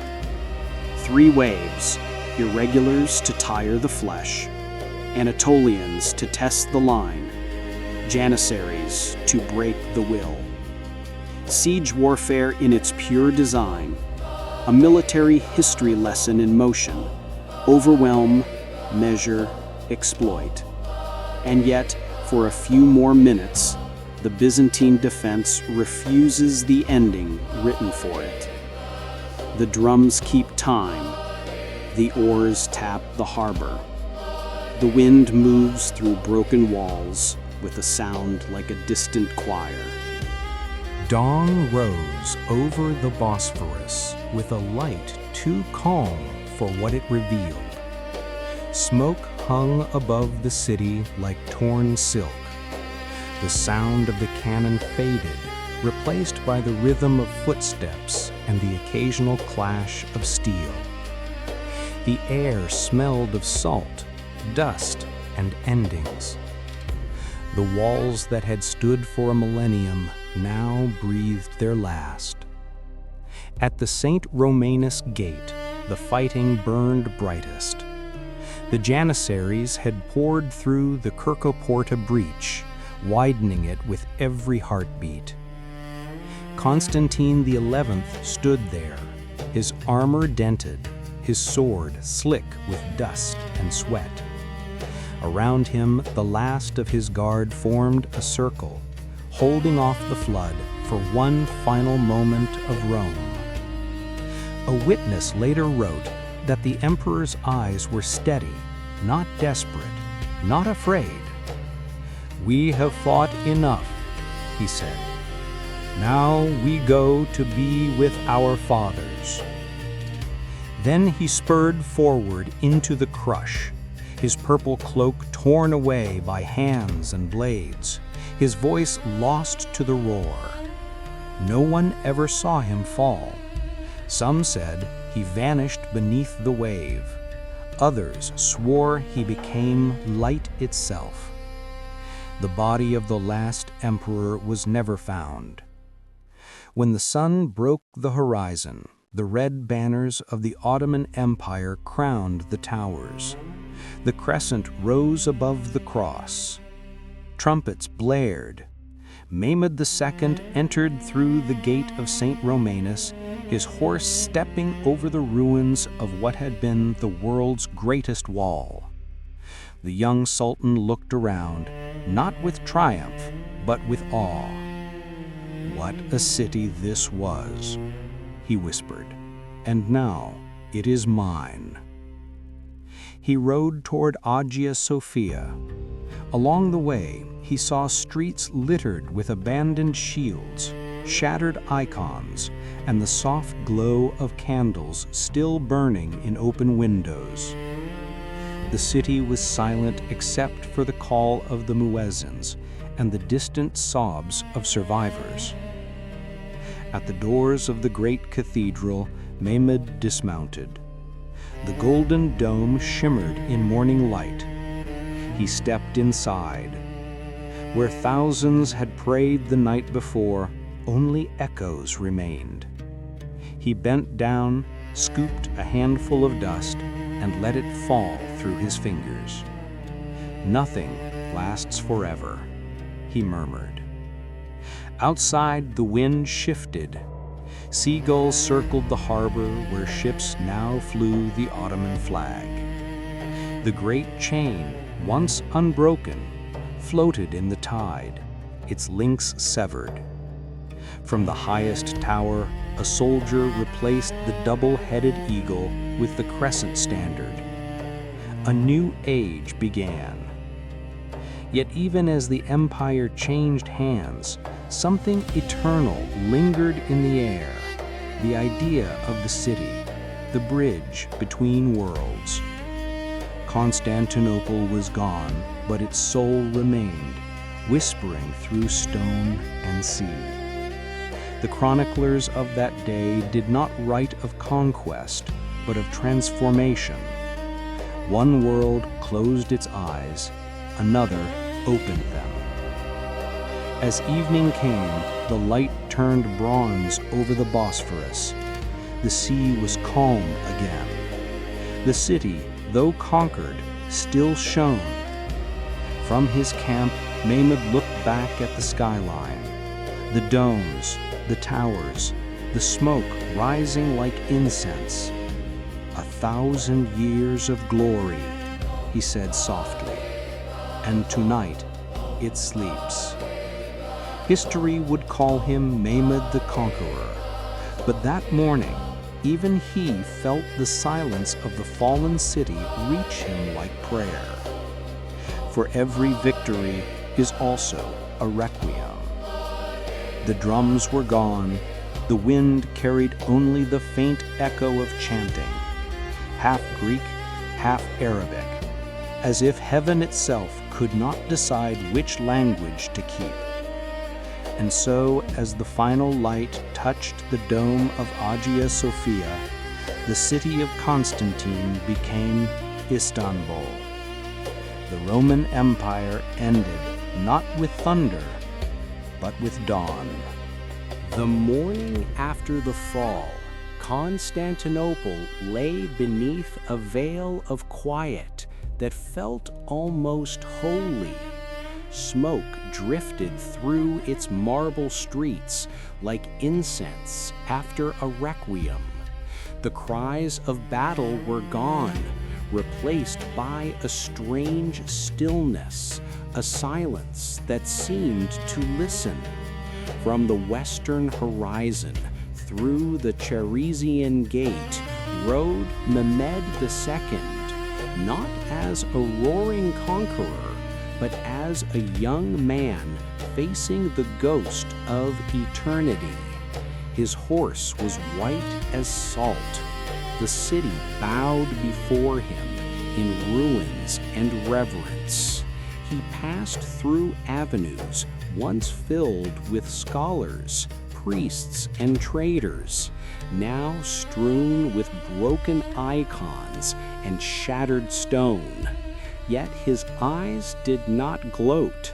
They wandered slowly, sorrowfully, over the remnants of a civilization older than his own empire. He had come to conquer, but what he saw was not victory, it was inheritance. When he reached Hagia Sophia, he stopped. The great dome glowed in the morning haze, scarred yet unbroken. Mehmed dismounted, his boots clicking on marble that had known the footsteps of emperors. He paused at the threshold, where the golden mosaics caught the dawn. The silence inside was vast, like the pause between two worlds. Slowly he bent down, scooped a handful of dust from the floor, and sprinkled it upon his white turban. The gesture was simple but eternal, a reminder that even kings return to earth. Then, in a voice as soft as prayer, he whispered a Persian verse. The spider weaves its web in the halls of Caesar. The owl calls the watch in the towers of Afrasiab. It was both a triumph and an elegy. The spider, symbol of time, now guarded the empire of Rome. The owl, messenger of wisdom and ruin, kept vigil over the east. In that moment, Mehmed understood what all conquerors eventually learn, that victory is only a mirror held up to mortality. He ordered that Hagia Sophia be preserved. Within hours, the first call to prayer echoed beneath its golden dome, merging with the memory of 1,000 choirs. Light filtered through windows once made for Christian hymns, now shimmering over carpets and bowed heads. History did not end. it transformed. Outside, the new name began to spread: Istanbul. A breath of change carried through the streets, from the Bosphorus to the old Roman aqueducts. The empire had shifted, but the city still beat with the same pulse. It would now be the heart of the Ottoman world for nearly 5 centuries, standing at the crossroads of continents, faiths, and time itself. As evening came, Mehmed walked the terraces overlooking the sea. The horizon bled gold into the water. 1,123 years, and still she stands. Behind him, the city exhaled, as though relieved to sleep at last. People say that history ends at the city gates, but legends begin beneath them. Long after the drums faded and the banners changed, a whisper remained in the streets of the Queen of Cities, a whisper that traveled along the broken stones, slipped through the old aqueducts, and curled like incense around the Golden Gate. It said that Constantine XI, the last Roman emperor, did not die. On the final morning, as the tide of steel closed around him, an angel touched his brow and turned him to marble. Not cold marble, not lifeless marble, but living stone, preserved, hidden, resting somewhere the sun cannot find.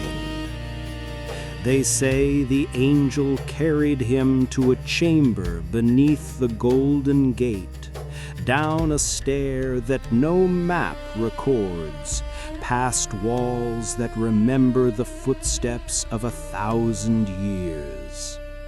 There, in a room carved from the earth's quiet, the emperor sleeps. His armor is dented but bright. His sword lies beside him like a silver river. His hands are folded as if in prayer. Across his chest, the double-headed eagle glows faintly, 2 eyes still watching east and west, even in timeless night. In the dream space of that vault, the city still stands. The Theodosian walls are whole. The domes shine. The bells ring for hours that never pass. The emperor walks the ramparts and hears no cannon, only the wind and the distant chime of markets. Sometimes the sea brings voices, and he turns, believing it is his people calling, but it is only the Bosphorus speaking in its ancient tongue. Above him, centuries rise and crumble. Empires change their names, faiths trade their light, languages braid and unbraid like river water. Yet the marble emperor does not stir.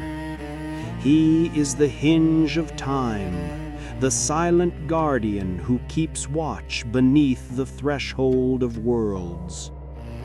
Mothers once brought their children to the Golden Gate and told them, "Hush now, the emperor is sleeping." Sailors returning at dusk swore they saw a pale glow under the sea-worn stones, as if moonlight had learned to breathe underground.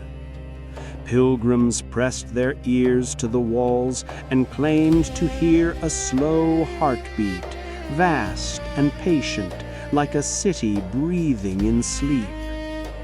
The legend promises that when the hour is right, when the city needs not revenge, but renewal, the angel will return. Marble will warm to flesh, iron will soften to blood. The emperor will open his eyes and rise, not to conquer, but to bless. He will lift the sword, not to strike, but to sanctify the crossroads where east and west embrace.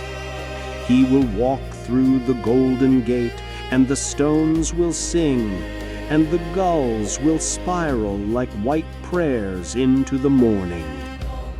Until then, he lies in a mercy deeper than time. People say that on certain nights, when the wind comes from the Marmara, a voice drifts through the broken arches, "Not yet," and the city, hearing it, rests. For every city needs a myth to cradle it, and every people need a sleeper to keep their courage safe. In this way, the marble emperor remains, half history, half lullaby, keeping watch so that the living may sleep. History rarely screams when it changes. It exhales. The fall of Constantinople was that exhale, a deep breath between worlds. What looked like the end of an empire was, in truth, the ignition of another. Across Europe, the sound of cannon fire on May 29, 1453, echoed in the minds of kings, scholars, and dreamers. Something had broken, but something else had awakened. The scholars of Byzantium, carrying their manuscripts and memories, fled westward. In their arms were scrolls of Plato, Aristotle, Euclid, texts thought lost to time. When they reached Italy, they opened the chests of knowledge that had been sealed for centuries. Florence, Venice, and Rome inhaled the wisdom of ancient Greece through the breath of those refugees. Within decades, art began to paint the divine with human faces. Science began to ask questions once whispered only to gods. This moment, born from ruin, was called the Renaissance. But the ripples reached farther. The Ottoman control over Eastern trade routes forced merchants and monarchs to look elsewhere. Maps were redrawn. Seas became highways.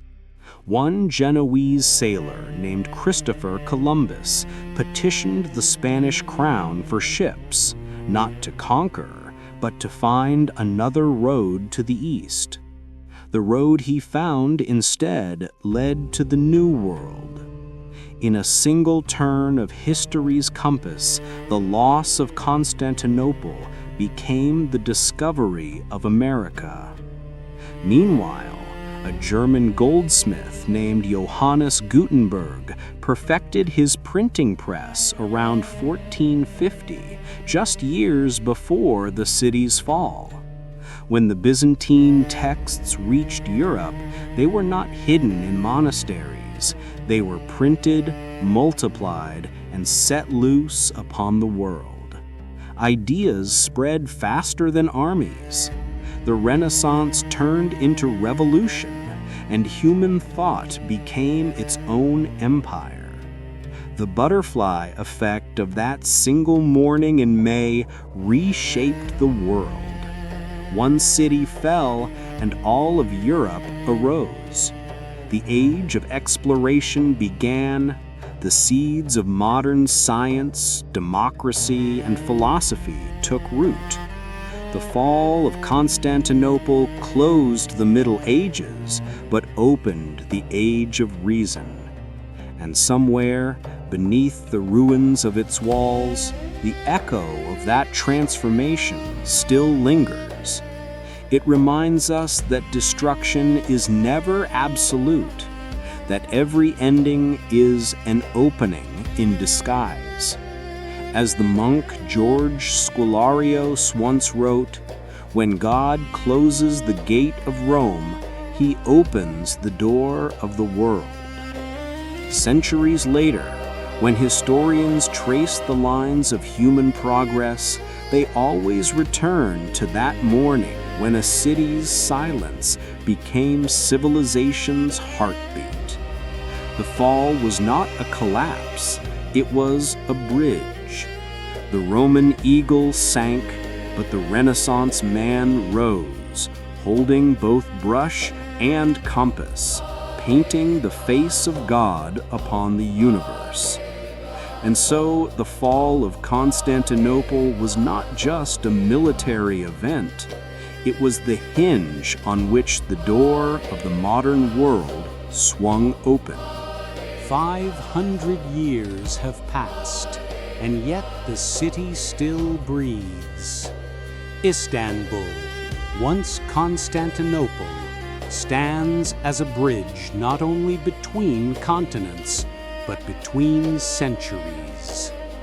15 million souls now live where emperors once dreamed, where sultans once prayed, and where merchants once whispered in 100 languages.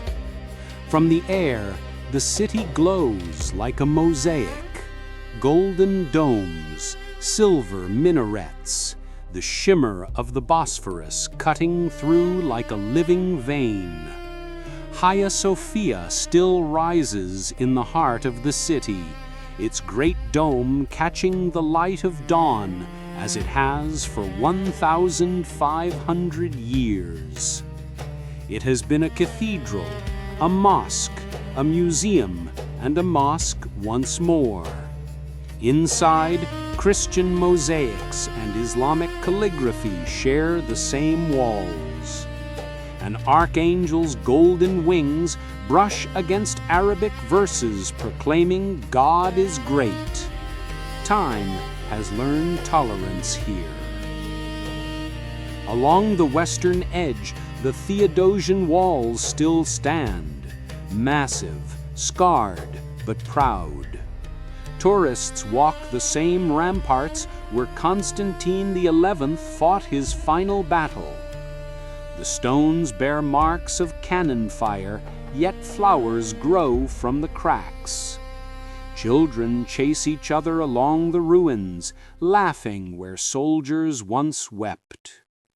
The wind that once carried the scent of gunpowder now carries roasted coffee, sea salt, and prayer.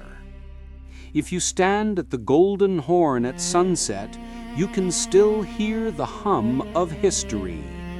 The call to prayer echoes from minarets, and somewhere in the distance, faint church bells answer, not in rivalry, but in harmony.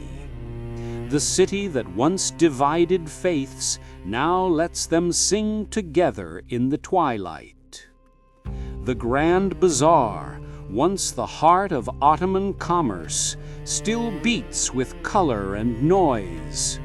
Lamps of blue glass shimmer, spices fill the air, and the rhythm of traders remains unchanged, a soft percussion that feels as old as the empire itself. Across the Bosphorus, seagulls circle above the ferries, and lovers lean on the rails watching Asia meet Europe, as if continents themselves were touching hands. Istanbul has become a living museum, but also something more, a meditation on survival. Every stone, every shadow, every echo carries both memory and mercy. The Byzantines built, the Ottomans transformed, the modern world preserves. And somehow none erased the other. Instead, the layers coexist like the lines of a poem written by time. People often ask, which empire owns this city? But the truth is softer. No empire owns Istanbul. The city owns them all. It keeps their stories like a patient librarian, turning pages slowly, letting each civilization speak before closing the book. So when night falls and the lights begin to twinkle across the Bosphorus, the city looks like it's dreaming again, its reflections rippling on the water like thoughts half remembered. Somewhere beneath those lights, the spirit of Constantine walks beside Mehmet. The conqueror and the defender, no longer enemies, just memories, folded into the same endless lullaby.